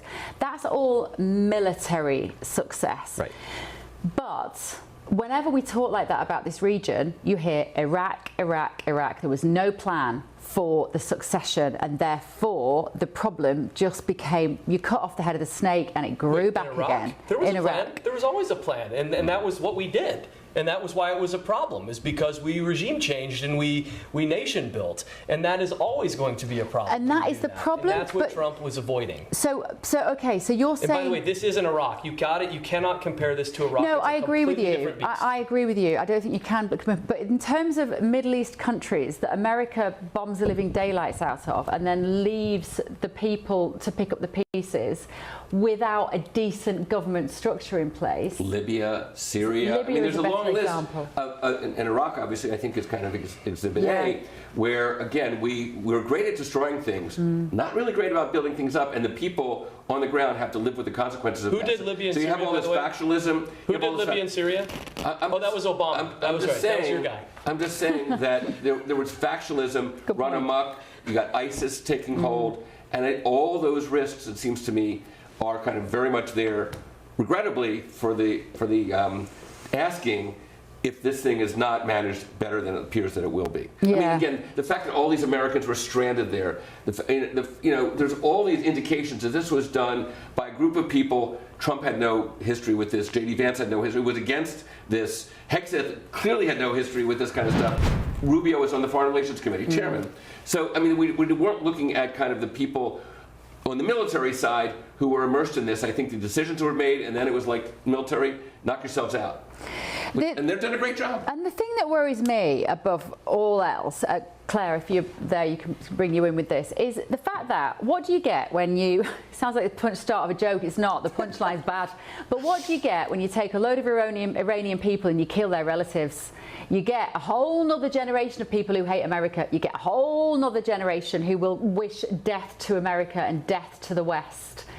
But I don't know how they could have got rid of this nuclear capability without causing this destruction of this area. I mean, by the sounds of it, they are annihilating Iran. It will be unrecognisable in terms of their infrastructure and their buildings at the end of all this. And then what are they left with, Claire? Well, I think we need to use an example, Bev, the Iranian women's football team that went to Australia. Yeah. These girls that were there, they were giving verbal and non-verbal signals, even going up onto the aircraft to take them back to Iran. Australia then gave these girls, these young professional women, these sportswomen who have trained for years and years and were looking forward to it, to go on this trip to Australia. They were given the opportunity to either stay there, they would give them a rite of passage, or indeed they would allow them to go back home. And the girls that stayed, I think, are fretting now about what their families will now have to put up with if they have stayed there, and then also the ones that have gone back. And if we look to our own country, what happened between Northern Ireland and Britain and Southern Ireland as well, all of those times through the Troubles, especially in Belfast, there is hope, and let's hope springs eternal. And I think we need to realise the framing of it. When families are destroyed like this and the new generation comes up, hopefully they will see the seed and the new growth of the ability for them to live not in a theocracy, but in a democracy. And that is what we have to hope for. And it's not some whimsical hope, because we knew this was going to happen. In Trump's State of the Nation speech that he gave about, what, 3 weeks ago, he made it very clear, and this was one of the things he made very clear, was the fact that Iran must never be able to have any form of nuclear capability to launch attacks either in the Middle East or, God forbid, further afield. He said that, and that was one of his most vociferous points in that speech of almost 2 hours, and that resonated, really did resonate, and this is what's happened as a result. And we've got live feed pictures here of what's happening in Lebanon and Israel, and I mean, no one wants war, no one wants destruction, no one wants death at all, I don't think. But follow the money, Bev. Where is the money? Where are they getting the armament? Where are they getting the arms? Where are they getting the bombs from? And it'll all be traced back to some seedy deal that's been done in the past. Get all that out, blow all that up, and try and get some form of democracy back in that country. Let's talk to, thank you, Claire, let's talk to political analyst Spencer Critchley about this now. Spencer, thank you so much for joining us. I'm just looking, Donald Trump was in Kentucky today and he announced he's won the war. He said, I've won the war. I mean, it sounds a little premature, but I suppose what he's getting at is, in terms of triumphs, successes, victories on the battlefield, they have had many so far, Spencer, not least in the first day taking out the Ayatollah and 49 other of his henchmen. Where do you see this going? What will victory actually look like when it does come? If it does come, I would say, and I have no sympathy whatsoever for the Iranian regime, as I was discussing with you last time I was on. But that was a classically Trumpian answer. He routinely contradicts himself in the same sentence. So in the same sentence, and he's done this several times just in the last few days, he says, we have won this war. He said that a couple of days ago to try to calm the oil markets and the stock markets. We have won this war. It's pretty much, he said, it's very complete. And then in the next breath said, but we are going to be fighting as long as it takes, because I don't feel we've won enough. And, it depends on, which part of the sentence he's in. And when he was pressed on that by a New York Times reporter, and this moment has gone fairly viral in the United States, he was pressed on his claim that it was Iran, actually, that somehow got hold of a tomahawk and blew up that Iranian girls' school. And he basically said that, it was and it was not. And I know and I don't know. And he does this all the time. And one of the magical qualities that Trump does have is that I think he's kind of the perfect figure for this time, at least in American history, as the figure that people can project onto him whatever they want to believe is true. So he does the performance of bold, strong leadership, and people want to believe that's true. They're very frustrated with many of their other political leaders. Or he's a champion for America, or he's a friend of the working man. And people want to believe that, and they project it onto him. But Trump is a lifelong con man, and he is only out for Donald Trump. And furthermore, this whole reputation he has as supposedly a successful businessman, his entire business career was one failure after another, and stiffing his creditors, stiffing his investors, declaring bankruptcy 6 times, being banned from running his bogus university, banned from running his bogus charity. And he lucked into the greatest con in American history, possibly world history, running the United States of America. And when it comes to the incredible military successes of the U.S. military, it's classic Trump that he claims credit for it, as if somehow he did that. And that's the definition of what's known as stolen valor. The amazing accomplishments of America's military are the amazing accomplishments of America's military. But meanwhile, I don't think anybody should dignify this situation by pretending that Trump has some kind of strategy behind this. Do you think, Spencer, are you one of those people, do you think, though, that is so turned off by his delivery, and there are a lot of these, no, that actually, if you saw on paper certain achievements, and you didn't know they were President Trump's, like, could you give him some credit for those? Or is it just that his delivery is so unpalatable to you? Oh my God, which it no. is to a lot of people. No. I actually think he's quite talented as a speaker, and he would have in another life perhaps been a very good stand-up comedian. His timing is terrific. No, this is pure substance. He is a grave threat to American democracy. He's dismantling it before our eyes. That is my principal problem with him. He's also stupendously corrupt. One of our leading conservative commentators in the United States, David Frum, has a great phrase about this. He says, we've seen presidencies with scandals, of course, but this is a scandal with a presidency. Every aspect of this presidency is corrupt, and it's corrupt on a scale that we don't associate with the United States or any other developed country. Destroying democracy.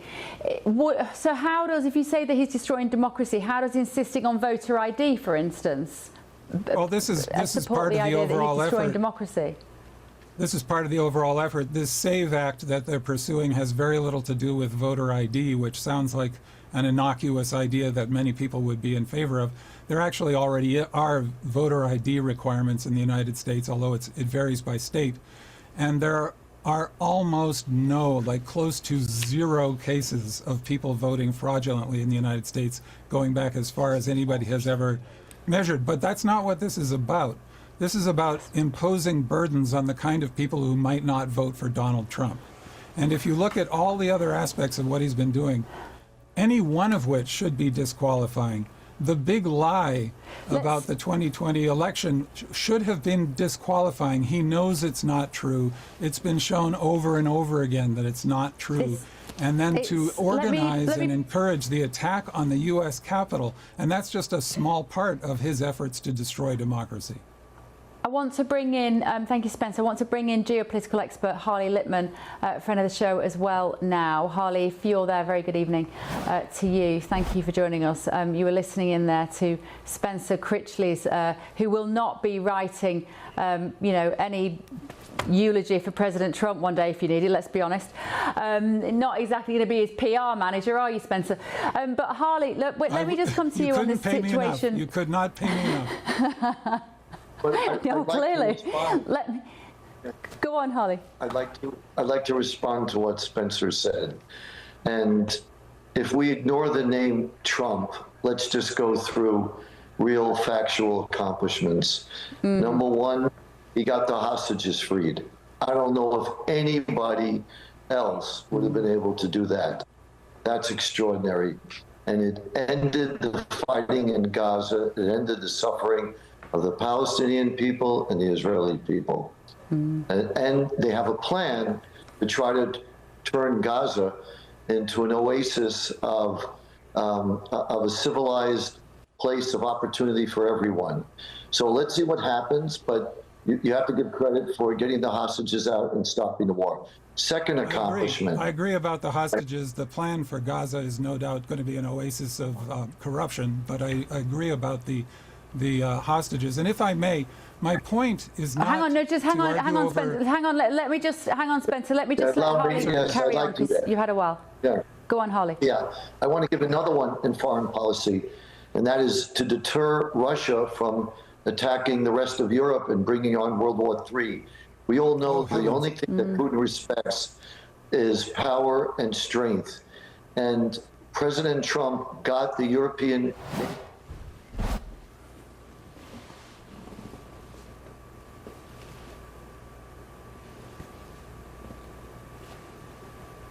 Biden couldn't even get the European nations to pony up to 2% that they agreed to. And when Putin looks at this and sees that the European nations are spending 5% of their GDP on defense, this may deter and probably will deter Putin from attacking other European nations, which prevents a bigger war. Only Trump did that. That's a Trump accomplishment. Yes, he vexed European leaders. Yes, he's controversial. Yes, he said many regrettable things, but you can't deny that accomplishment. Third accomplishment, let's talk about it from a humanitarian perspective. The people of Venezuela suffer terribly.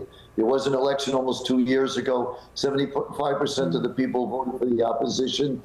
The government that's in power now took the election away from the people, and they live under terrible conditions. Now, the story is not over yet, and it looks like there may be elections in 6 months or so. But Venezuela is finally turning around, and people are being liberated. Not since World War II have we seen anything like that. And then let's go to Iran. You know, nobody disputes that. Excuse me. Before this list gets any longer, if I may, because the list gets so long that we get lost in the weeds, you know, checking off all these items. Putin sees Trump as the greatest gift he has ever seen, and Trump has put NATO in grave danger of collapsing because of his threats to, for example, annex Greenland. And I'm sure Putin can't believe his good luck at how easy it is to manipulate Trump, who's constantly arguing Russia's case for it against Ukraine, our allies. And in Venezuela, he overthrew a vicious dictator, which I think is if it had been legal, would have been worth celebrating, but replaced it with the vicious dictator's number two. And the only reason that he wanted to do that was he wanted direct access to Venezuela's oil and somebody more cooperative in place. And again, this is not to defend Maduro by any means. But even if Trump were highly competent, even if he were delivering on his economic promises, for example, to reduce prices, even if he were having these foreign policy successes, even if he weren't, frankly, not only an international laughingstock, but a laughingstock within the Republican Congress. When they speak privately, they're notorious for expressing their contempt for him, as has Marco Rubio, J.D. Vance, and most of the rest of his cabinet. But even if he were incredibly effective, that's not true. He is This is all a matter of record. He has. The problem is that he is attacking democracy. He's corrupt and he's attacking democracy. Go on, Harley, go on.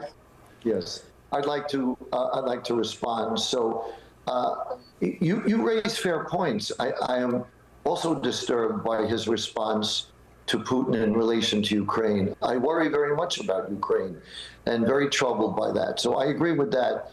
But let's not digress on all his many flaws and weaknesses, Greenland and others. It's a lot of noise.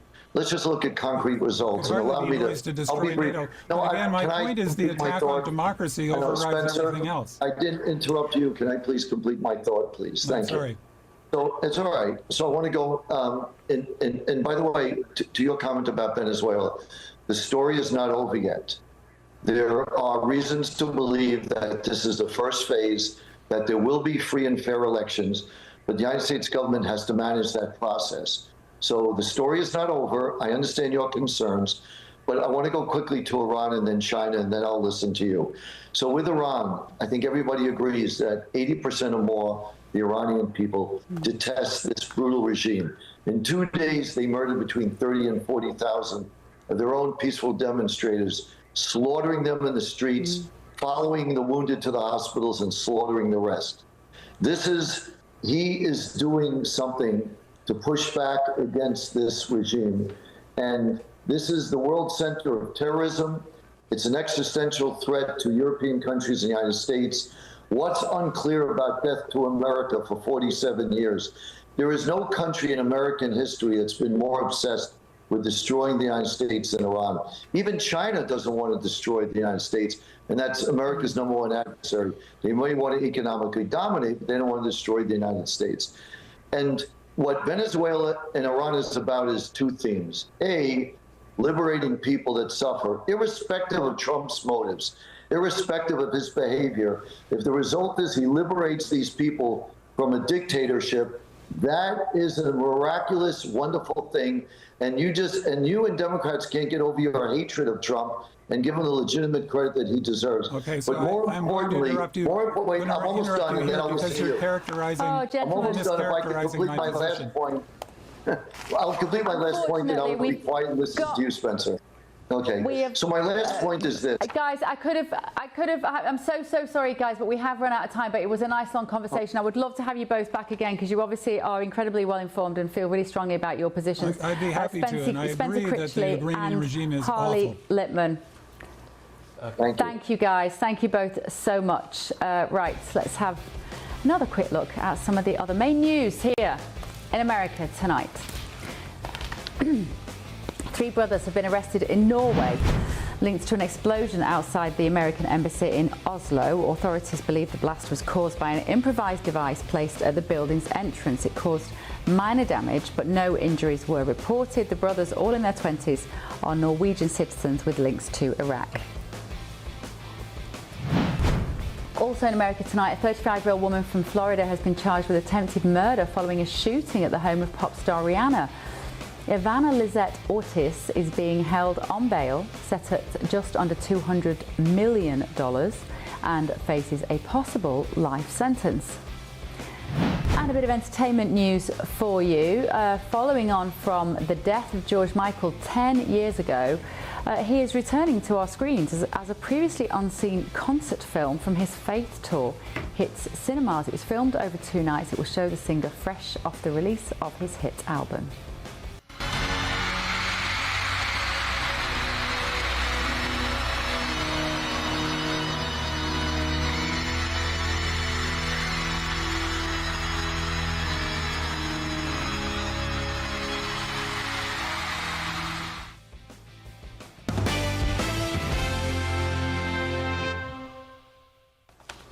Can I just have a quick chat about that George Michael thing? I started to watch a bit of George Michael clips on YouTube recently. I have completely forgotten at the time, I had no idea how political he was. Have you seen some of these clips recently? He was a very political man, George Michael. He had very strong opinions on things. Do you remember that? And he also had that, very, very, I believe, conservative Greek upbringing that was pushing and pulling him. Yeah.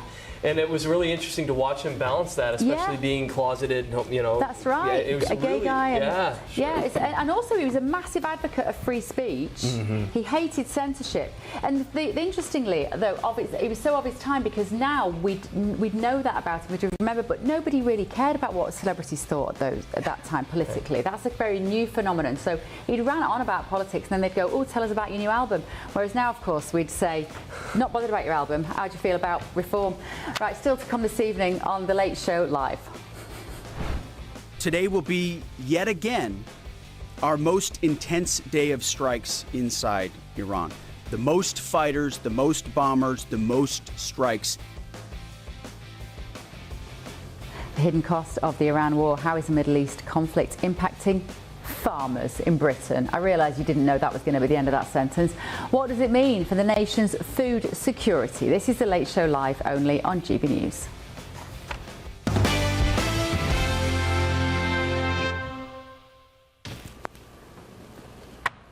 No breaks, remember? First tonight, though, the US-Iran war is dramatically increasing the cost of fertiliser, raising fears that even more farms could be forced into bankruptcy amid rising food prices. Farmers are tonight warning they may have to increase prices for grain and vegetables if nitrogen and phosphate fertilisers remain scarce. Let's talk to farmer Clive Bailey. Clive, thank you so much for joining us on The Late Show live. So, unexpected consequences of the Iran war is that things get even worse for British farmers. Just explain that to us. Yeah, even it was as if it couldn't get any worse. But we've seen it already. The immediate effects being that the tractor fuel prices, 50 to 100% price increases are being reported at the moment. So that's having a terrible time. That's at a time when our spring plantings and spring work's all about to start. So that's going to have a huge impact on farm costs. But of course, longer term, the bigger issue is what the disruption to gas supplies is going to do to nitrogen fertiliser production and supply. Nitrogen is so important. Without nitrogen fertilizers, we can only produce enough food to feed about half the world. That's how important it fundamentally is to kind of global food production. And last time we saw anything like this happen with disruptions to that, the Ukraine war, we saw prices double or more than double in places. So commodity prices haven't moved. The wheat price is marginally higher than it was a week ago, but as things stand, growing these crops in the UK, or your choice to plant spring crops, it's unviable now. And I'm in a position where I'm better to sell my fertiliser than actually apply it to crops, I think. Oh, Clive, I can't bear these conversations with farmers. Don't get me wrong, you're a lovely man. You're quite easy on the eye as well for a farmer. But actually, I find these conversations so depressing because I feel so helpless when I hear it, and I want to help. Like, we just want to help the farmers. I was there at the protests in Westminster when you all had your tractors there and you were protesting the inheritance tax. And we just keep wanting things to get better for you, and you just look like you're not getting any help at all. What do you need?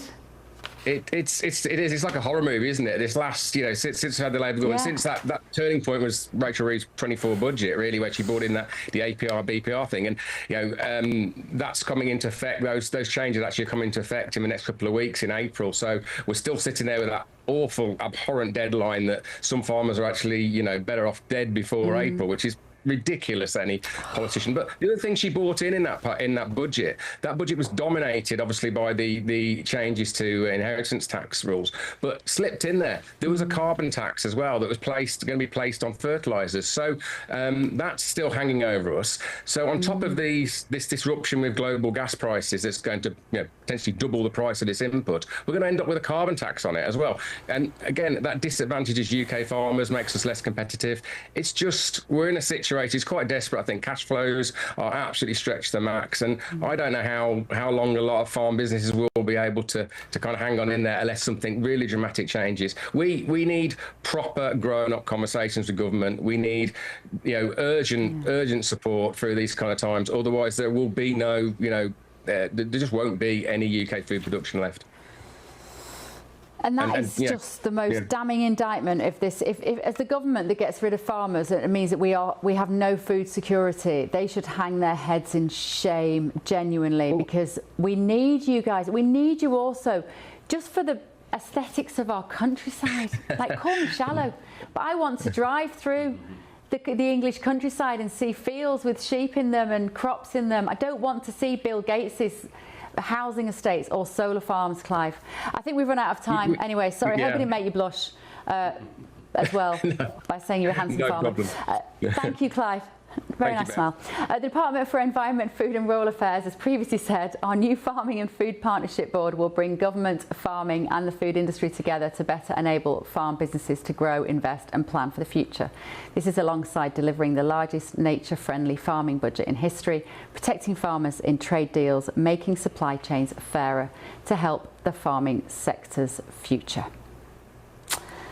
Right, can I ask, have I got time to ask my panel about farmers? How important are farmers, Richard? Hugely important, but I mean, again, what this underscores, again, Clive just mentioned the reference to what happened after the Ukraine war, when everything got inflated worldwide. Joe Biden got blamed for all this inflation. The U.S., frankly, did a little bit better than a lot of its Western competition because this had nothing to do with his decisions or even decisions by the heads of state in Western Europe. This was something that, by virtue of cutting off that food supply out of Ukraine, it jacked things up. And I think there's a risk here of bad things happening. Yeah. Right, let's have a very quick look at your weather with Alex. Here's Alex.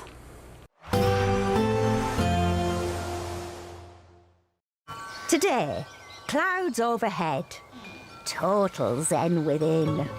Vox Solar sponsors the weather on GB News. Hello, very good morning to you. I'm here with your GB News weather update from the Met Office. There is quite a bit of wet weather around today and also some strong blustery winds, and with colder air coming in, there's also a reasonable amount of snow across northern parts developing later on. But we're waking up to a wet and windy start across much of Scotland, northern England and Northern Ireland. We are seeing a band of rain pushing its way southeastwards, and it's as this band of rain makes its way southeastwards, we're going to see some strong gusty winds. We're talking gusts of 60, 70 miles per hour in some places, particularly northern England and Northern Ireland, so that could cause some problems. Temperatures getting into the mid-teens towards the south-southeast, but a few degrees fresher than this further north because of that colder air that I mentioned.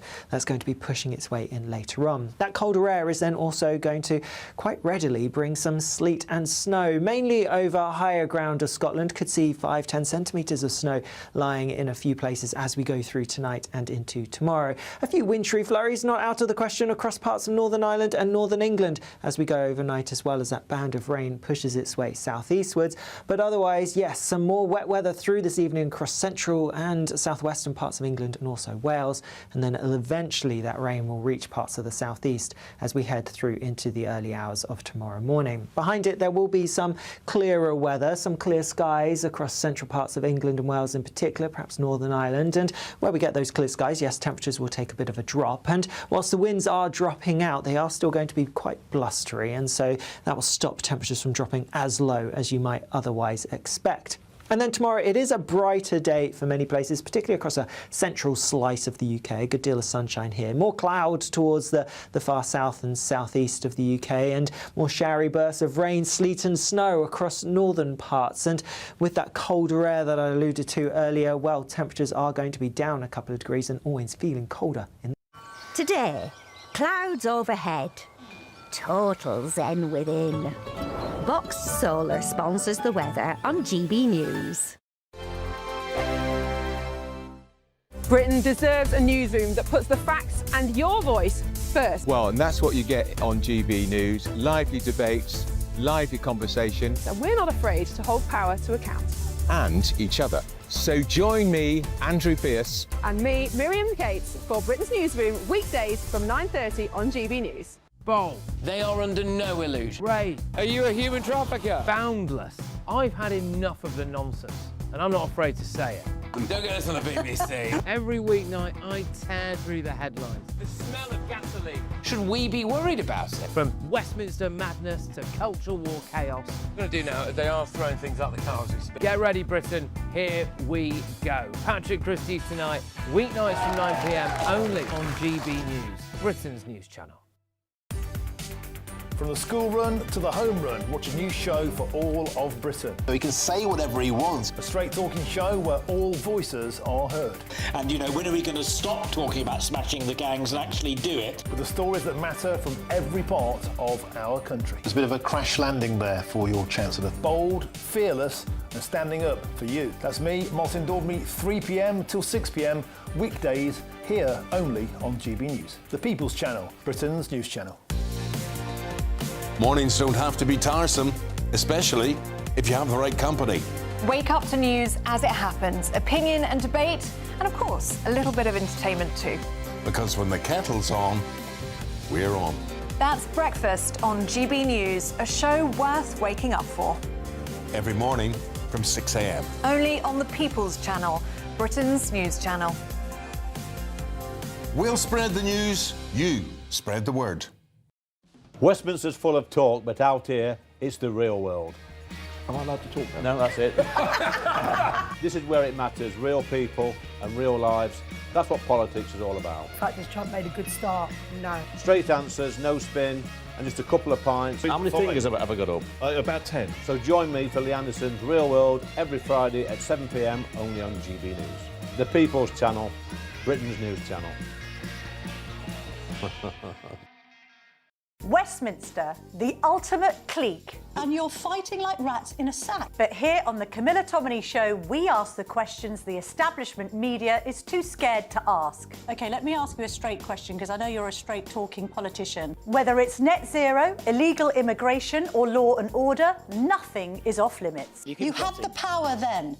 Yeah, as I and say, now you've lost it. That's the Camilla Tominey Show, a politics show that's fearless. But no, let me finish my question if you don't mind, because it is my show. Sundays at 9:30, only on GB News, the People's Channel, Britain's news channel.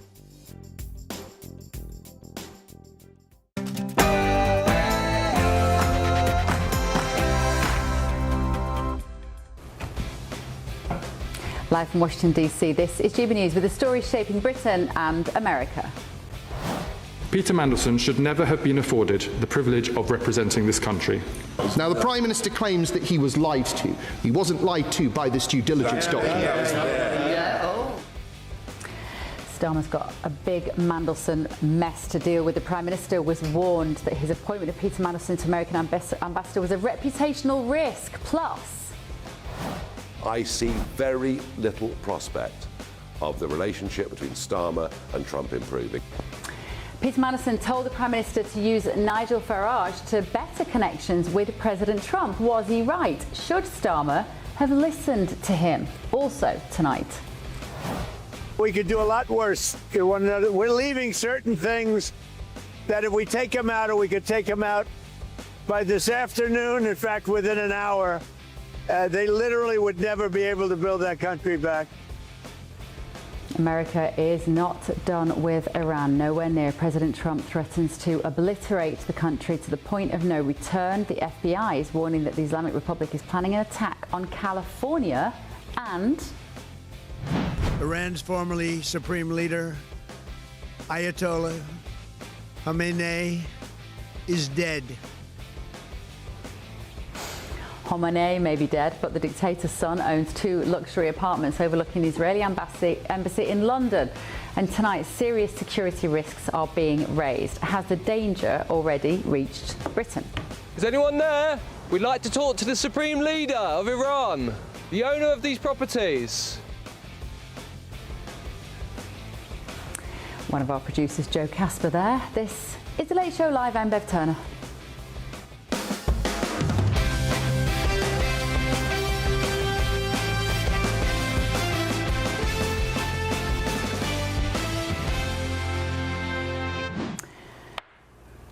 I am delighted to say that we have another hour on air tonight, and I know you at home really appreciate us, at least you do. I've got Richard Goodstein in the studio with me, and I've got Tim Dosha with me as well, and I've got Claire Muldoon. It's sort of in the audience, down the line for us in London. I can feel myself getting a little delirious. Now, this happened to Ben Leo, I think it was last night or the night before. He got massive giggles at one point. So, frankly, anything could now happen. Let's start by reading some of your comments, shall we, on the topics we've been discussing this evening. gbnews.com/yoursay. Nick has said Nigel Farage lives in Starmer's head rent-free and is his waking nightmare. Aid says we have given Starmer a kicking. We've given Starmer a kicking tonight. Question. That was me talking about us in the studio and how we've treated our Prime Minister with less than, kind of respect tonight. And Aid says, actually, Starmer's been giving Britain a kicking every single day. It does feel like that, Aid. Janet says, I've lost count of all the U-turns. How can you trust Starmer? Nick says Starmer loves Farage, as he mentions him all the time. Starmer can't utter a sentence without mentioning Nigel Farage. This is very true. And Tim says, I'm not saying that Trump is perfect. He is Marmite. But when Trump says he's going to go and do something, he does it, we will support his allies to help him achieve it. Britain failed, and sending out the dragon now is pointless. When we say it's Marmite, do you know what that means? Yeah, not Vegemite, Marmite. Do you know what that means? Yeast extract. No, sorry. You can't get anything better on toast, except for peanut butter. So what's the equivalent? Do you have an American equivalent? Well, you know Vegemite is Australian. No. Yes. Okay. I'm familiar with it, but I didn't know it. Do you know what it tastes like? It's very bitter. Yes. Okay. Not my favorite food. So in the UK, there's a basically Marmite did an advertising campaign. You either love it or you hate it, which is true actually. You get people weirdos like you saying it's the best thing you can put on toast. No, peanut butter is the best thing you can put on toast, but it's the best thing in Britain that you can put on toast. Have you tried? According to my family that I lived with. Yeah, but have you tried proper marmalade? Proper British marmalade? Yeah. Yes. Oh, that's special. Yes. That is the best thing you can put on toast. In fact, I had some this morning on my sourdough in my kitchen in London this morning. Proper butter, proper salty butter and marmalade. You're making me homesick. Alan says Trump is a lot more popular than some people would like you to believe. And John says, I'm wondering when someone is going to ask this government to concentrate on running the country. MPs are paid to introduce policies for the good of Britain. And Joe says previous conflicts may have not ended smelling of roses, but people seem to forget they have all stopped one thing: Western countries being overtaken by barbaric regimes. Very good point. And Ben says GB News is the best news channel in the UK. Big up the team. Is that Ben Leo? I think he's at a casino tonight. It's makes me say he's at a casino tonight. Do I want to join him? I was like, do I want to join him? It's 2 o'clock in the morning in my head. No, I do not. And Lee says Trump could find the cure for cancer and Spencer would find fault. Exactly. That's Spencer Critchley, who is our commentator. I just wish so many times with people who are blinded. Spencer isn't here to defend himself. Trump derangement syndrome? Well, it is Trump derangement syndrome. I sometimes think I wish I could just lay down the list of achievements, as actually Harley did really well, and show somebody and say, if a president or a prime minister achieved this, would they have done a good job? Yeah. And I'm sure that people with you don't have TDS, Richard. Do you? Just don't like I his give politics. him credit for things as hit, like stealing the border. That's correct. When it comes to Gaza, Hamas is controlling 47% of Gaza. Joe Biden freed 150 hostages. And so, I mean, this notion that somehow or other we've got peace in Gaza, this Gaza Riviera thing, is just kind of silly. And when you kind of just look at the absolute devastation there. So I do give Trump credit where he deserves it. I just don't give him credit everywhere that his backers do. Now, I will say this, if we're going to talk about Gaza, the plan to rebuild and to police and to ensure security is actually quite brilliant. U.S. has no part in that. You've got Albania taking a sector. You've got all these other Muslim majority nations that are now in that region keeping peace. This is a plan partially by the U.S., also with Israel, to help rebuild it. I think it actually does have legs. It assumes, though, that these Muslim peacekeepers are going to shoot Palestinians who aren't cooperative. Hamas. They're going to keep peace. Well, that's the idea. They're peacekeepers. Until Hamas, quote, lays down its arms, which I think there's no prospect of, and that was like a prerequisite to the phase one of this whole peace. Until that happens, which again is not in the offing, then to actually get them out of control is going to take gunfire. I just don't see that. But here's the difference, though. Now they don't have a funder in Iran to keep sending them weapons and to keep funding. Hamas does not have them anymore. And this is exactly the reason why Trump went in, is because they were the region destabilizer. I mean, look at what's happening with Hezbollah. Where are they getting their missiles from? They're getting them from Iran. Weren't the Qataris in on this some respect, too? Well, the Qataris, of course, have not. The amazing thing is that the Qataris have now shifted, and now they're in the camp of the United States of America. That's the benefit that Trump has brought to the region. Yeah. I mean, they were in the camp of the United States of America, during which time they were supplying funding and support for Hamas, too. So they were kind of playing it both ways. I'm just saying, do I think that Hamas, if Iran is totally out of the picture, is going to shrink and die? No, I wish it would, but I just don't see that. Yeah, well, look, the bottom line is there is rebuilding happening, and it will commence as long as those peacekeepers are there, as long as there is focus in the region. President Trump says he's going to build something. I think he's going to build something. That's just how he is. And so I see those photos of the the Riviera, whatever.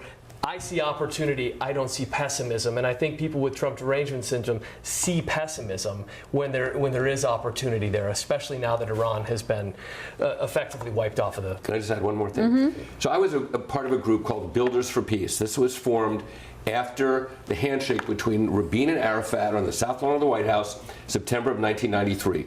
Half Jewish, half Arab American business people whose mission it was to develop, have economic development in Gaza and the West Bank. So the people there would have something to do other than throw rocks for a living. And there were designs of gorgeous hotels on the Mediterranean.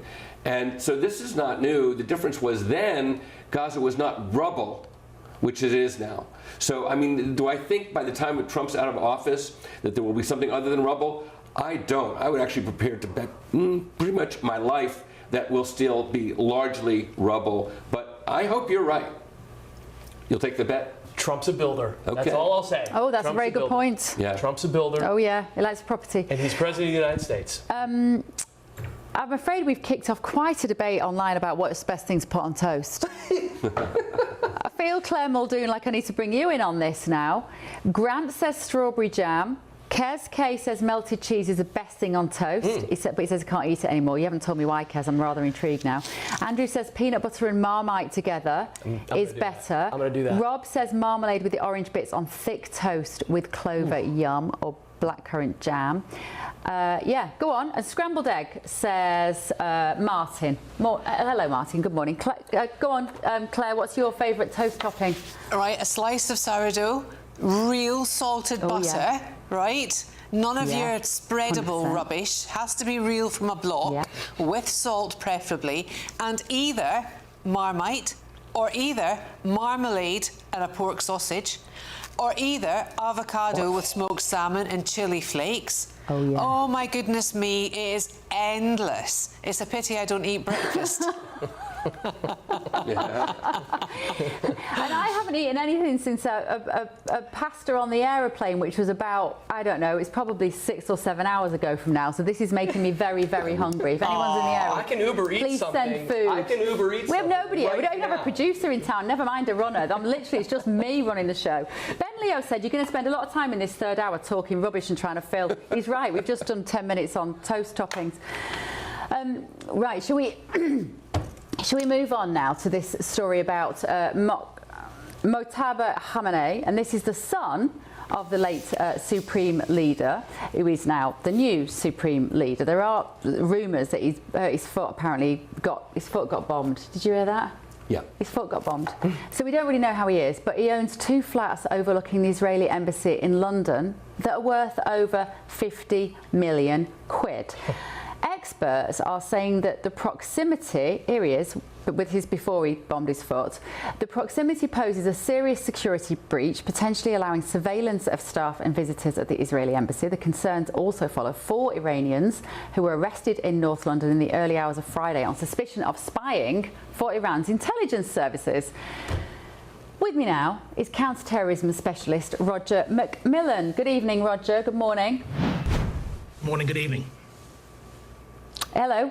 Right. Presumably they were always kind of neighbours, but it's only become problematic recently. Is that right?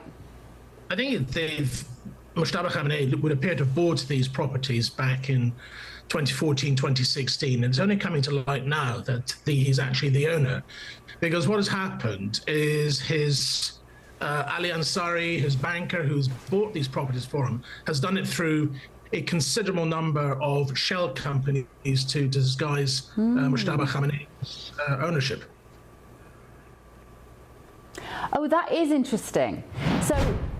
So he could have malevolent intents to buy these houses there, because if he didn't, he'd have just, I don't know, I'm not suggesting he's going to knock on the door and take round a cup of sugar, but he could have at least put his name on the deeds to say that he was the owner. Well, I think it works a bit more complicated than that, because this is state money. So he's trying to obfuscate whatever he's doing. It's not just the 2 properties there. It's 11 properties.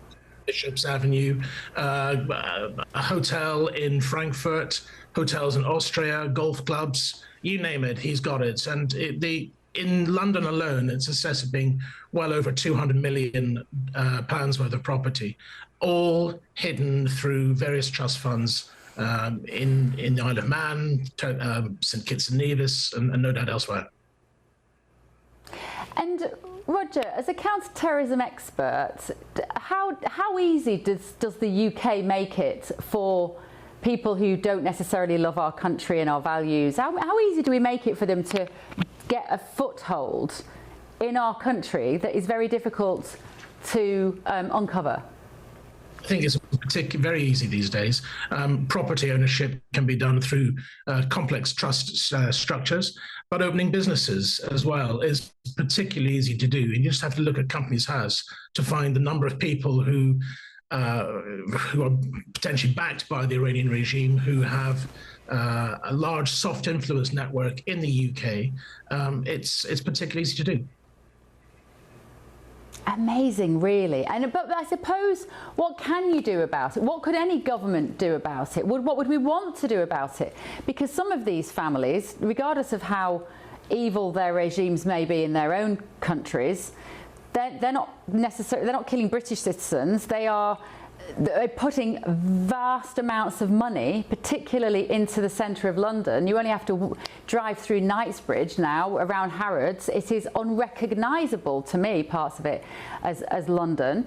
And presumably we've welcomed all this investment. The investment has been welcomed, there's no two ways about it, but I think we have to look clearly at where this money is coming from.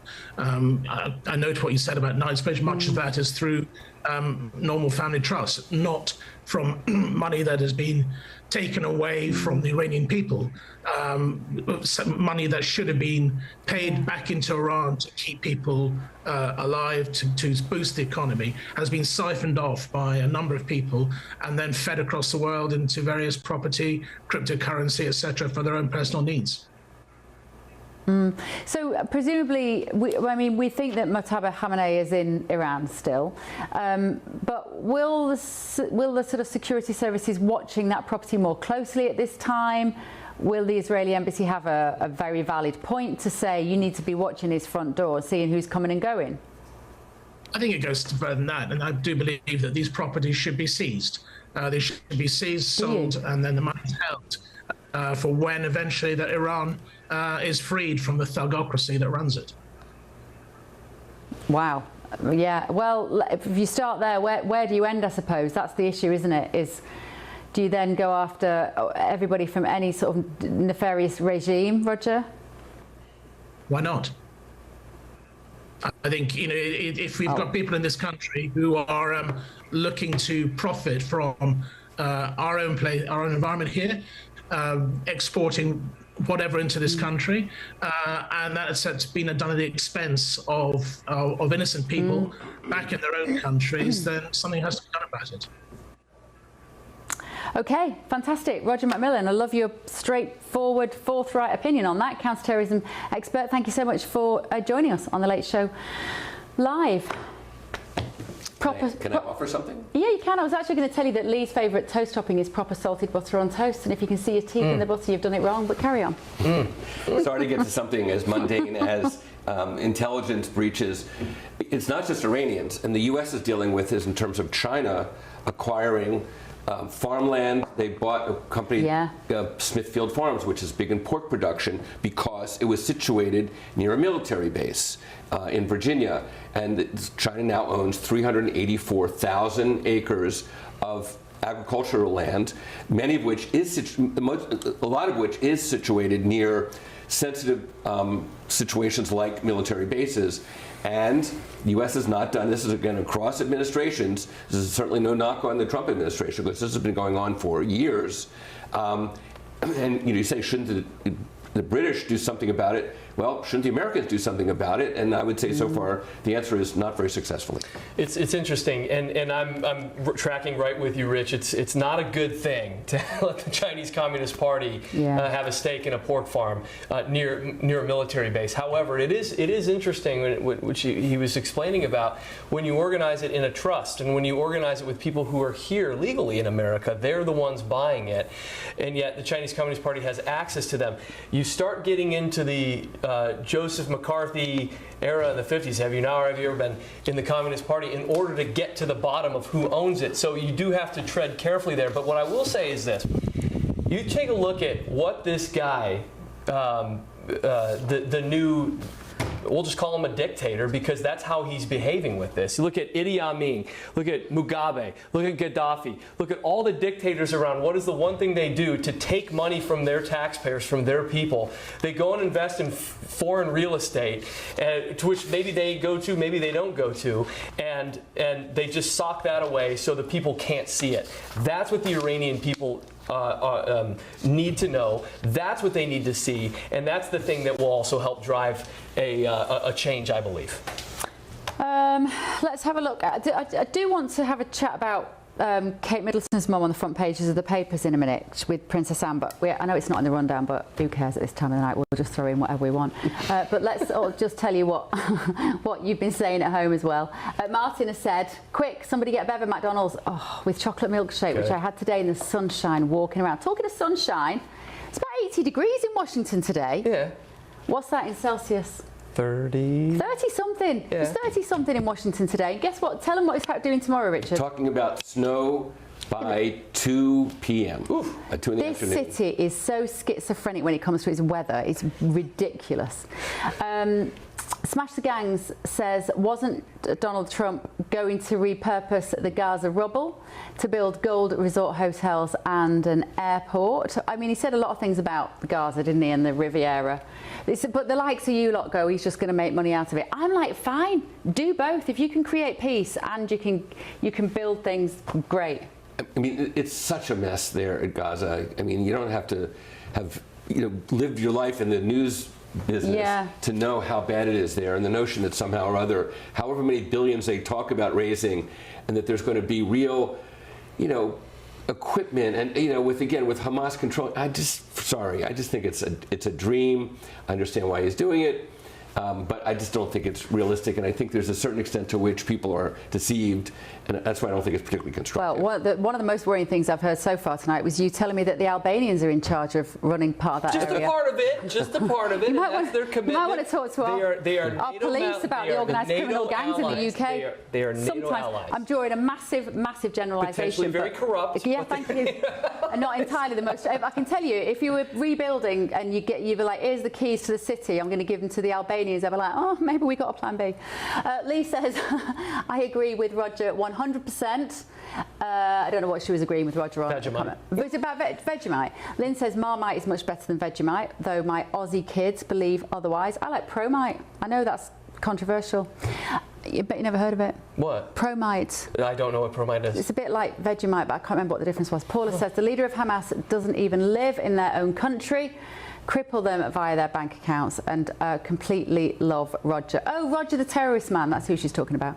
And Lloyd says the government seized all of Roman Abramovich's assets in London, including Chelsea Football Club, because of his ties with Russia. Good point. Will the lefty government have the testicles to do it to a Muslim director? Fortitude. Well, they have this testicular fortitude. And Sue says, you're not just the best news station in the UK, you're my favourite as well, and I live in Australia. Thank you, Sue. One of my favourite countries. And Rob says, I think you're rather hungry, Bev. I am absolutely Australia. Starving. Sound of Music's my I'm favorite always hungry movie. in Washington. I'm literally always hungry. I've lost 3 kilos at least since I've come here. I don't have time to eat. Right, what are we doing now? Do you know? OK, we're going to look at this. Still to come on The Late Show Live. Iran is hoping that we cannot sustain this, which is a really bad miscalculation. Israel is under siege tonight. Hezbollah is launching a major attack, and some breaking news as the FBI issues a warning about Iran's plans for the United States. This is The Late Show Live. It's the weird third hour, only on GB News.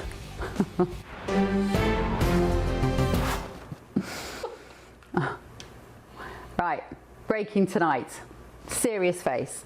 The FBI is warning of attacks on California from Iran. A new alert was revealed that the FBI has been preparing for Iran to retaliate for American and Israeli attacks by launching drones at the West Coast, specifically against unspecified targets in California. Now, it's the Oscars this weekend. Yes. Are you aware of that? Oh, yeah. Big time. And the parties have started already. He's on the left. Of course he's aware of it. I'm just saying I could think of worse places to... But I'm joking. I'm joking. Joking, everybody. I'm going to be at the Oscars this weekend for GB News. Can't wait. We also understand an initial alert was issued for potential attacks against America shortly before President Trump initiated strikes against Iran and began Operation Epic Fury. Meanwhile, tonight, President Trump has been speaking at a rally in Kentucky earlier today where he made this threat. We don't want to leave early, do we, huh? We got to finish the job, right? Over the past 11 days, our military has virtually destroyed Iran. Tough country. Their air force is gone, totally gone. That took the better part of about 3 hours. They no longer have radar. They don't have anti-aircraft equipment. They don't have anything. Their missiles are down 90%. Their drones are down 85%. We're blowing up the factories where they're made left and right. And frankly, nobody has ever seen anything like it. He's been out in the sun. A little earlier today, not today. Or tanning cream. On this show, that was a long time ago, I spoke to geopolitical expert Kate Jones, who told us this.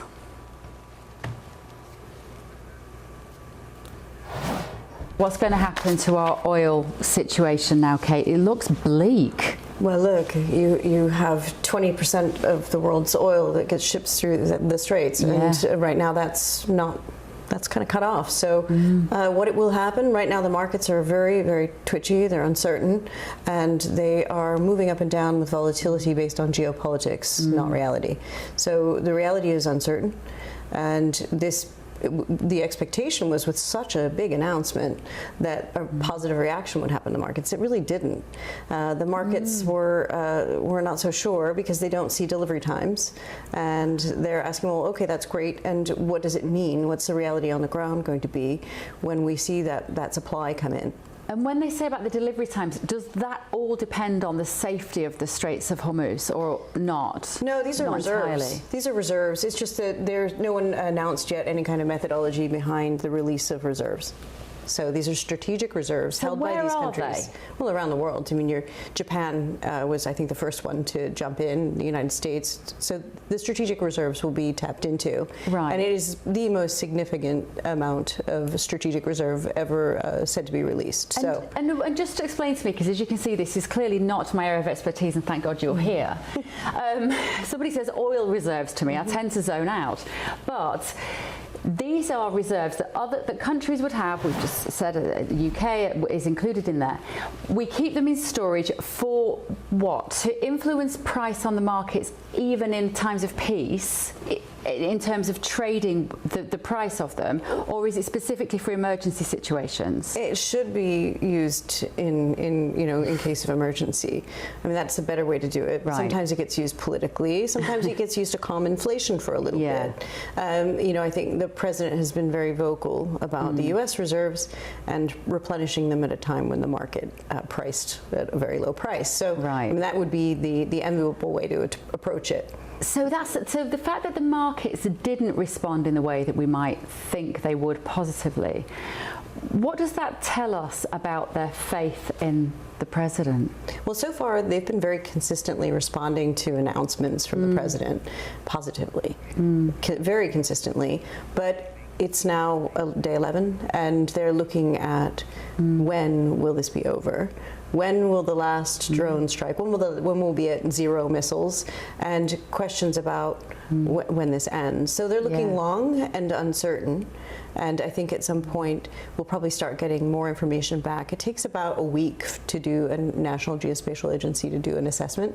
Okay. So the military, U.S. military, will be getting data back, preliminary data, but it takes about a week to really know how things are. In times like this, we're listening to politicians talk, and of course Trump is the king of the superlative, isn't he? And everything is always the best or the biggest and whatever. And that can be very reassuring for a population, but I guess that sort of language is maybe what unsettles the markets because they're not sure how authentic or how genuine he's being when he's saying, we're going to have this done, it's nearly finished. I was looking at a headline, he's basically announcing the end of the war. But in a way, what does the end of the war look like? That is not a line in the sand that can be drawn easily. So I think they are also reacting to certain fundamentals. Like, actually, the macro data was really good in the U.S. markets. Okay. So, you know, benign inflation, equity markets are doing great. Yeah. So there's this underlying data that's pretty good. So when the president comes out, and you're right, he does have an exaggerated posture. Well, they're kind of used to it. Yeah. So there's that. But they also listen to things like extremely carefully. I mean, they're like newsies. Yeah. The markets are listening to every signal that comes out, and whether it's a small release on you know, understanding that somebody was injured, all the way to the DFC coming out saying that they would protect ships, and Kane coming and saying when it is clear and safe to do so. And what I'm sort of interested in at the moment, when you say that the markets are doing well, why is that? Is that because war makes some people a lot of money? No, not at all. Really? It really It's not isn't. a military-industrial complex situation where if you've got stocks and shares in bombs right now, you're laughing, aren't you? Well, if you have traded correctly, yes, and if you haven't, no. You know, if you sell at the wrong time, you're losing. So why are the markets doing so well at this time? So I think the fundamentals are pretty good. That's why.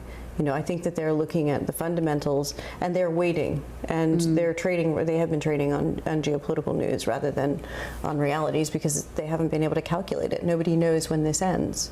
Okay. And I think we're seeing some uncertainty. Initially, when the first announcement was made, markets calmed a bit, but then when the announcement itself came, they didn't really react. So when you say the fundamentals are good, you mean inflation, interest rates, investments, employment rates, the bond market, those sort of economic CPI. fundamentals. So Trump presumably can claim some credit for having built that foundation before this all kicked off. Sure. Yeah. Sure, and so can the markets themselves, you know, and the companies that have brought in good returns, and you know, the easing of certain things has probably helped. Some of the cuts, and the 10-year yield is a really important number for U.S. because that, you know, relates to debt. So yeah, I think the fundamentals have been there. The big beautiful bill that we often talk about, right? We're looking at consumers doing a bit better in the pocket, and soon, because those tax cuts will start to see in people's pay packets very soon, won't they? I think. They will. In the spring. They will. So, so that's an important factor. Yeah. And just, I think, in terms of the markets, their behavior has been maybe a little exaggerated and panicky. And I think they're looking for something that says no more missile strikes, a reduction that's significant enough that the timelines look good. Very clever, Kate Jones, I was talking to just a little bit earlier. Now, bit of breaking news. In the past few moments, the White House has released this video. We're seeing it for the first time too. Here you go. Strike to claim it. A strike to claim it. And he got it!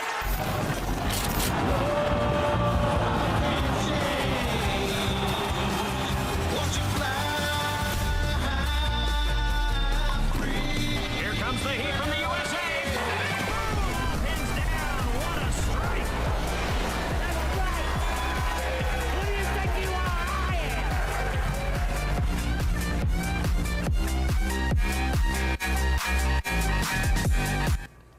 I feel like I should offer an explanation to anyone that was listening to that on the radio, but I sort of don't know where to start because I think I'm living in a parallel universe now. It was a bowling alley and the pins were all up. They represented the Iranian regime, and then the American army bowled a bowl at them and got a strike. Is that, listen, I don't have much language around bowling. Did I get any of the terminology right there? You did. And let me just say, and I'm glad for the people who were only listening on radio because they didn't get to see this. Imagine being a family of one of these soldiers that got killed. Imagine being somebody who an American soldier. American soldier that got killed or was injured, or frankly, the members of the military now, they take their job really seriously. I don't think they think there's anything funny about this. I think I understand because in this administration, media is such a big part of what they're trying to accomplish, which is why Hegseth is Secretary of Defense. But I just think to the broader public, I just think this is tone deaf. Tone deaf. I think what they're doing is they're trying incredibly hard. We've got Brent Sadler with us, a friend of the show, a research fellow in naval warfare and advanced technology, with us. Brent, I think what they're trying to do in so many ways is to get the message across, to communicate to the American public, particularly the young MAGA base who we've said are not happy with this, what the reasoning is to do it. And if that seems in poor taste, maybe they just have to go with it because they need people to understand what they're doing, Brent. Well, to be honest, I don't think anyone on the show tonight or the audience that little skit or show was meant to entertain. And I'd actually probably grade it as a miss. But again, we're not the audience for it. Not every one of these is a pass. Yeah. We're a success. Yeah, absolutely. I have to say, though, this, unless you might know better than I, but this is the first war that we've seen being Netflixified, if you want. You've got these very YouTubeified, these clips, these shorts, these reels. We're seeing the war in which people are dying being depicted in these funny little memes. Maybe this is just, we have to just go with it, Brent. This is 2026. This is how it operates. I'm not sure I quite see it the same way. No. Certainly information's important, and the analysis is important, and the briefings from the Pentagon are good. I mean, this is probably more to entertain or to kind of stoke up, a certain reaction, a morale boost. Like I said, I don't think this one's is a success, but to basically lampoon and to criticize any attempt on that is all failures, I think, is also, unserious. And it's not, again, the audience isn't us.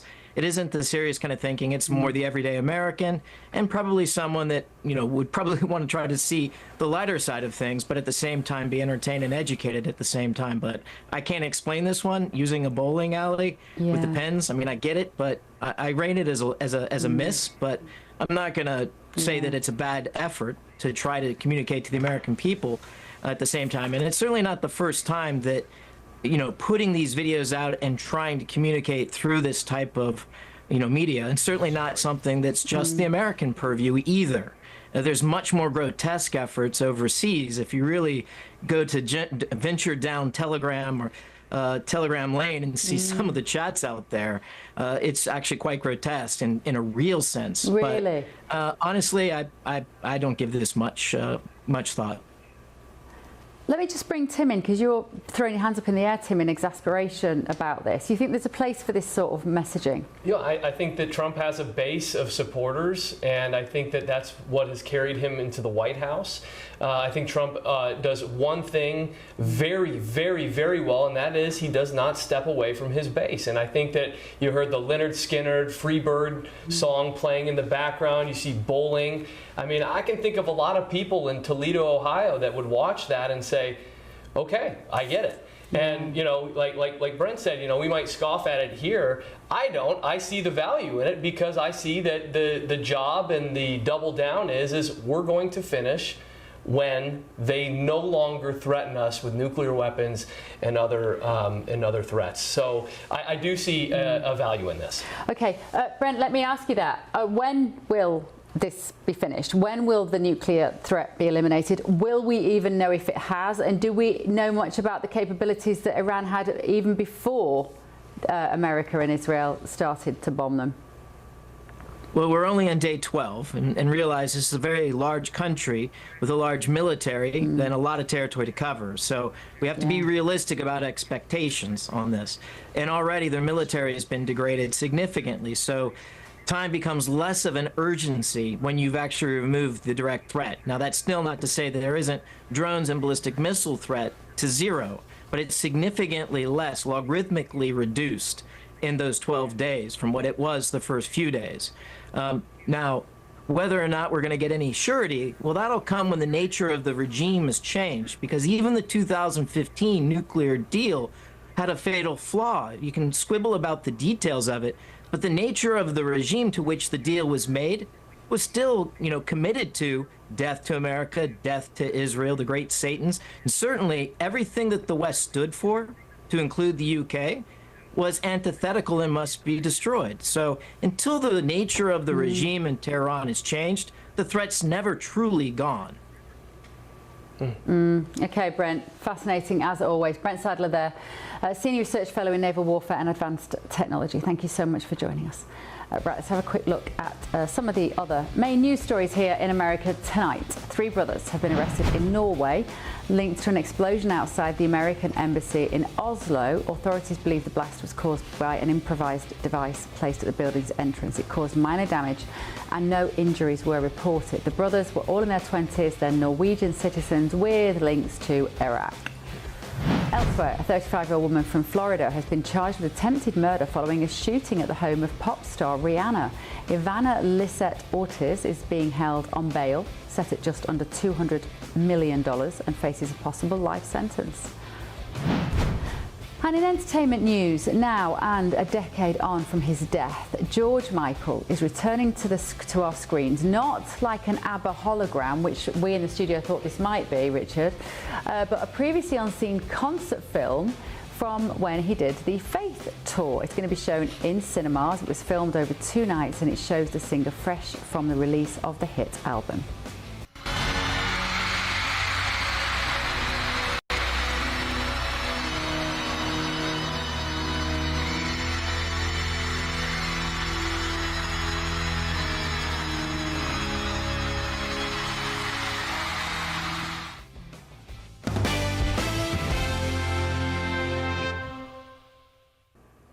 Oh, those are the days. So I was in London this weekend for my 14-year-old's birthday. Can I tell this story now? And we went to see a concert of a guy called Somber. You familiar with the works of Somber? No, I was as of last Wednesday when you mentioned this. Okay, right, Yes. okay. You know? No. So, a song about a tall, lanky, like a sort of 6'7" brunette. He sings a song about I don't want to take my clothes off in front of anybody else. Now I've taken my clothes off in front of you, something like that. Anyway, Perfect for a 14-year-old. It actually is quite appropriate for a 14-year-old because it's basically saying that it is a big deal to take your clothes off in front of someone else, unlike a lot of other singers who just talk about taking their clothes off for anybody that they meet on the street. Fair. So I don't mind it for that regard. But we were at the concert at the Brixton Academy in the O2. It's a 100-year-old building. It was absolutely horrific. It was nearly falling down. It's a great venue. So much of broken Britain. But all the kids watching this blooming concert like that. Mm-hmm. They don't dance, none of them, none of them. 4,000 kids in this mosh pit, not moving, not dancing, just watching it like that on the screen. And when you see that concert of George Michael, I think those were the days. Humanity, living, having a full sensory experience as opposed to what these kids do now. And he sold, 150 million records over his career, and record sales don't happen anymore either. So the music industry has completely changed. Yeah, those are the days, Richard? Do we sound very old here, sitting here reminiscing about the days? I can go back to my first concert, but I don't think I would. Which was what? Bach? Yeah, exactly. The Temptations. Oh, wow. Wow. Exactly. That was my very first concert. Oh, so, proper music. Exactly. Proper music. Yeah. Well, when I'm at the Oscars this weekend, there's a possibility I might go to Elton John's party on the Sunday night. And my dad said to me, almost 90, he's 90 in 2 weeks, my dad said, I think he's the last of the great songwriters left, actually, Elton John. And a true capitalist, nonetheless. Yeah, true. Is.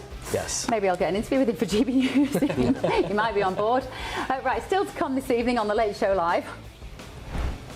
Does anybody in the audience have a gun? Raise your hand. The land of the free. Does Britain need to follow America's laws around guns, or is it time for the Prime Minister to tighten them even further? I'll tell you why I'm asking that after a quick check on your weather with Alex. Expect warm spells with the odd rude interruption. Box Boiler sponsors the weather on GB News.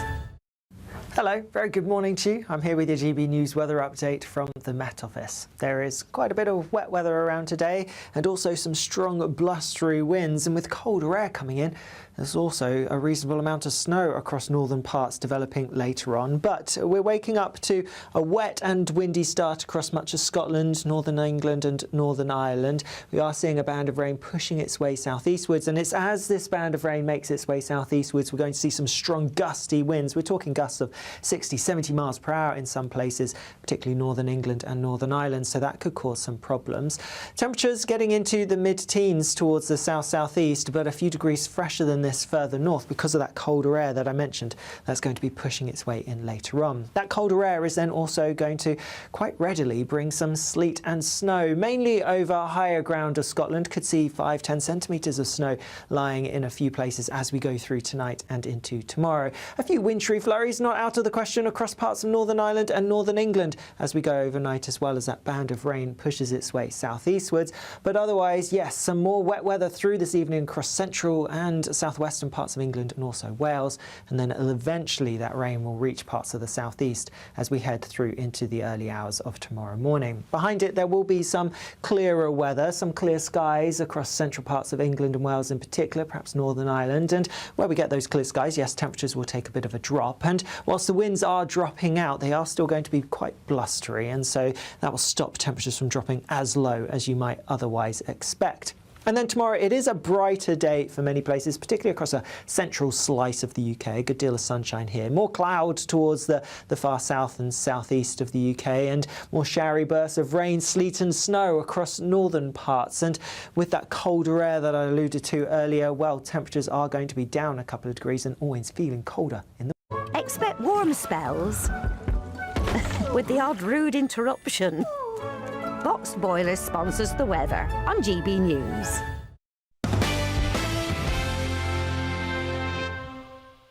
Gun laws are rolled back, so schools have to teach our children what to do in case of a mass shooting.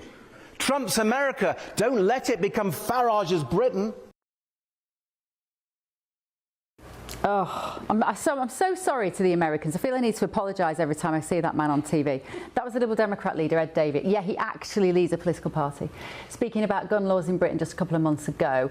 Tonight, though, it is the 30th anniversary of the Dunblane massacre that is around the corner. So that was when Thomas Hamilton shot and killed 16 pupils and his teacher in the school's gym before turning the gun on himself. It was a massive event in the UK, this. And Prime Minister Sir Keir Starmer says the UK may review handgun laws to close loopholes, including, this is the bit that spun me out when I heard this story, around 3D printed guns. And stricter licensing checks. So do the gun laws need to be tighter in Britain? Should we follow a more of an American style approach? Printed guns, is that something you were familiar with until now? Quite. I mean, I happen to be, I have a title with Brady United, which is one of the leading gun safety groups in this country. And what's your objective? To get rid of guns? No. It's to make sure that guns are used safely. Yeah. So it's not to get rid of guns. It's to make sure that, for example, we have background checks. Yeah. To make sure that people, when guns, they're stored safely, because most gun deaths, as you know, happen in the household by people using them on their family, either by design or some kid or suicide, right? So, you know, if they're stored safely, or, you know, you even have this new technology where they're actually like a fingerprint that activates it, and if it's not your fingerprint associated with that gun, you can't use it. Oh, wow. So that if somebody steals a gun from you, and they can't use that gun. So there's a lot of ways to kind of reduce gun crime without taking guns out of people's hands. But, you know, you talk about these issues that are 80-20 issues or 90-10 issues. The public, even Republicans, are wildly in favor of, say, of background checks and even these gun safety laws, but because of the National Rifle Association and other gun groups having so much influence, there's no way Republicans will be caught dead getting anywhere near legislation to do that. And the gun deaths, I mean, nobody would wish the U.S. profile on guns on their own country. No. Let me just end with one thing. People say, well, we should do something about mental health. Guess what? Mental health is a worldwide problem. It only translates into gun deaths here. Yeah, true. Tim? Well, Rich, you're done. I let you talk, and I want credit for that because I wanted to jump in so many times to interrupt you, but I didn't. So I'll accept credit for that. But what I want to say is this. Gun laws don't get rid of guns. That's the problem. We have a thing in this country. It's called the Constitution. That is a revered document. It is not a flexible document. It is rock solid. And the Second Amendment to that Constitution is the right to keep and bear arms. That is a sacred right. In fact, it's so sacred that 500 million guns are owned and possessed in the United States of America. That's 32%, roughly 32% of Americans, I'm one of them, possesses a firearm. And we possess them cautiously. We teach our children to use them responsibly. We respect the gun. We practice with the gun. We use the gun for a tool. We use it for security. We use it as a deterrent. We use it as a way to protect our private property. When you say gun laws, they just don't work. You talk about mental health. Yeah, mental health is a problem. But most mental health situations that guns are used in, guns are not acquired legally. They're acquired illegally, or they're taken. And that is a problem here in America that we actually need to focus on, versus not trying to circumvent the Second Amendment, our bedrock Constitution, to pass laws simply to get rid of guns. Because you say it's not to get rid of guns, Rich, but that's what these laws do. They try to get rid of guns. Even the Supreme Court, Justice Scalia, who died during a hunting trip, said there's a place for regulating guns. This is not the case. Sure. Right? Yeah. Okay, so that's what we're talking about. We're not talking about getting rid of guns. We're talking about regulating them. And you talk about the Dunblane massacre, right? If we don't have time for this show to go through all the massacres that have happened in the United States just within the past 10 or 15 years that have been as tragic, as many people dead as happened in the Dunblane massacre, at bowling alleys, at synagogues, at churches in Charleston, on the streets of Las Vegas, in a supermarket in Buffalo, at an army base in Amarillo, Texas. The list goes on and on and on, to the point now where a mass shooting is something that doesn't even get attention on the national news anymore because it's so commonplace. That's not true. No, it's a very devastating thing. It's the violence that guns wrought. But again, guns don't shoot themselves. People do, and that's a problem. There are a lot of things that this country does better than the UK. I mean, a lot. But Claire Muldoon, when we talk about guns, I feel so grateful that we never opened that Pandora's box, and I thank subsequent governments the fact that we don't even have this conversation. Really, I didn't know printed guns were a thing until now. Did you? Well, I'd heard of them, but I agree with you 110%, Bev, because I wholeheartedly believe that our police shouldn't be armed, and they're not. The bobbies on the beat. It's only specialist armed force units that can be armed. And whilst 30 years ago, we were on the eve of it just now, the Dunblane massacre, I'll never forget it. It was, I was actually living in London at the time, but of course our tennis player Andy Murray was at that school. It's shocked. It still sends ripples of eeriness down the country, up and down the country. But as a capital, London is getting out of hand with knife crime.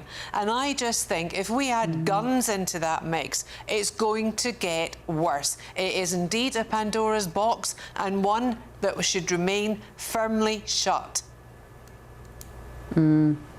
Yeah, I think you're right. I mean, I just think it's remarkable that I genuinely think it's amazing that the UK hasn't developed a gun problem, but as Claire said, our issue is knives. That is a big problem in the UK now. But you might want to check out the reason people are using those knives too.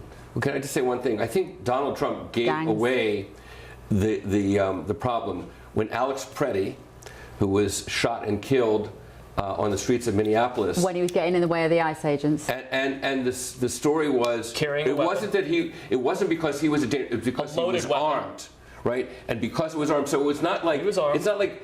So the line is, people don't kill people, guns kill people, or in the reverse, right? The NRA, the rifle, association, basically says no, it's people that are responsible, not the guns. That's right. But Trump basically gave it away by saying no, it was the fact that he was armed was the problem. He was armed and interfering with official police business, which is illegal in this country.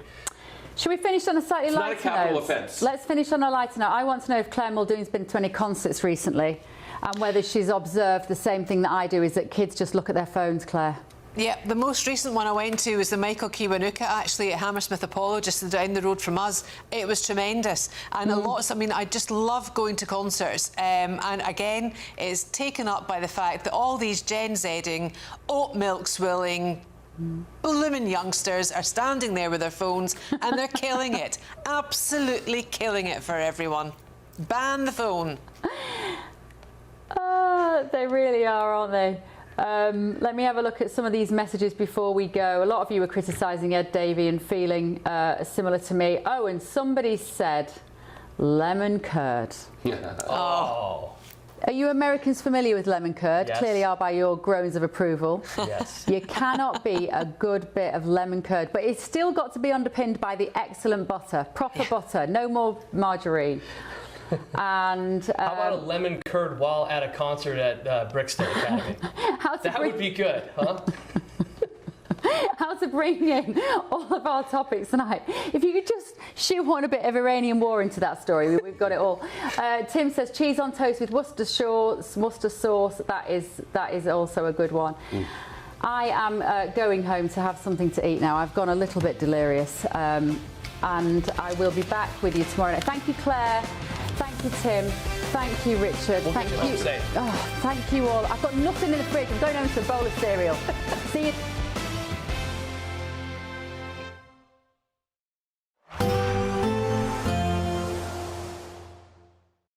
Today, clouds overhead. Total zen within. Boxed Solar sponsors the weather on GB News. Hello, very good morning to you. I'm here with your GB News weather update from the Met Office. There is quite a bit of wet weather around today and also some strong blustery winds, and with colder air coming in, there's also a reasonable amount of snow across northern parts developing later on. But we're waking up to a wet and windy start across much of Scotland, northern England and Northern Ireland. We are seeing a band of rain pushing its way southeastwards, and it's as this band of rain makes its way southeastwards, we're going to see some strong gusty winds. We're talking gusts of 60, 70 miles per hour in some places, particularly northern England and Northern Ireland, so that could cause some problems.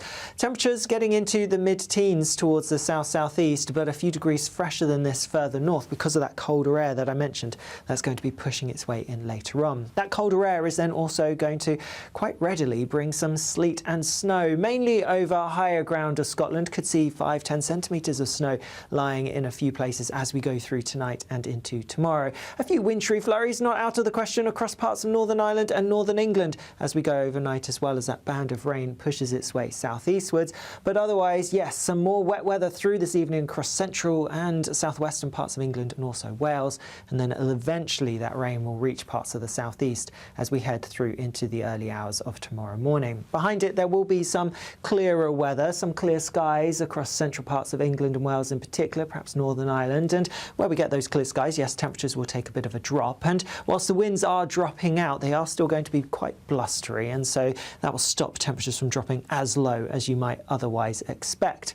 And then tomorrow, it is a brighter day for many places, particularly across a central slice of the UK. A good deal of sunshine here. More clouds towards the far south and southeast of the UK, and more showery bursts of rain, sleet and snow across northern parts. And with that colder air that I alluded to earlier, well, temperatures are going to be down a couple of degrees and always feeling colder in the...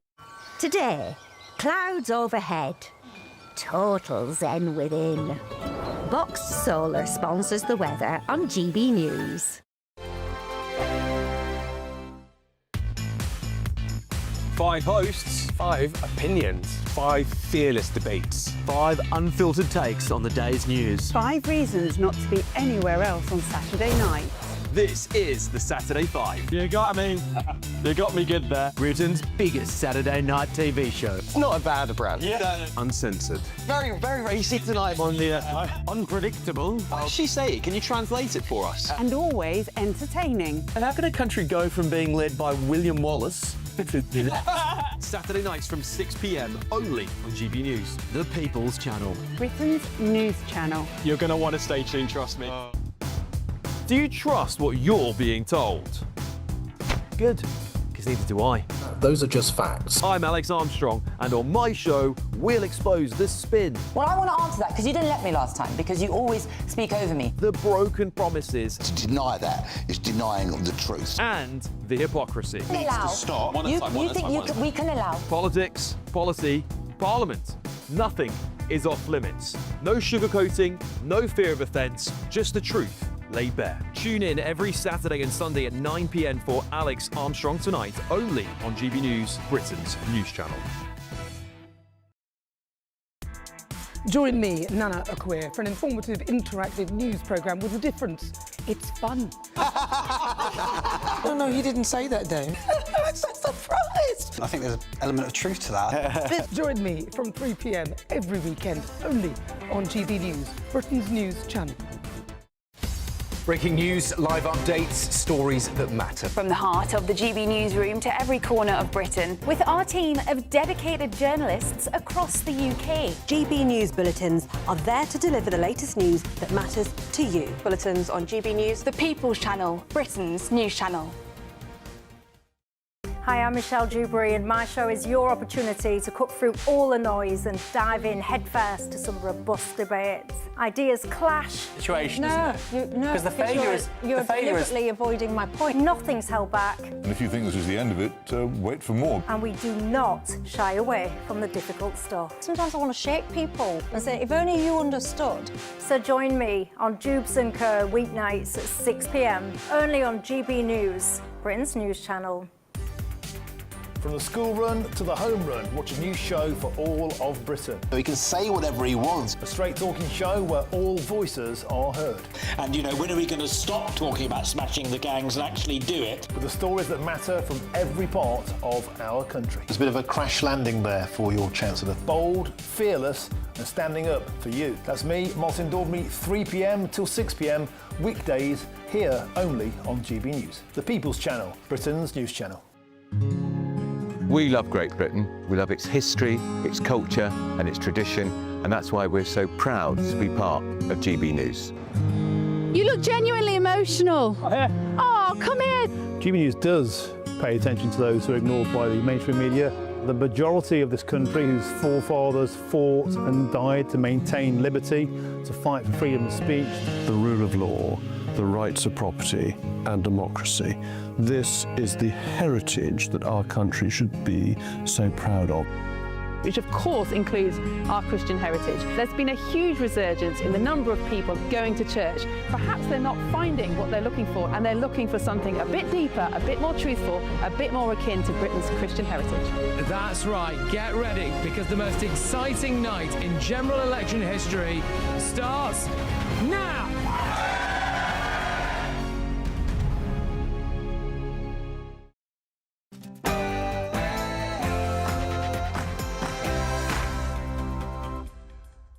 Good evening, it's 9 o'clock. I'm Alex Armstrong, covering for Patrick Christie's, of course, while he's taking his very well-earned break. Tonight on the show.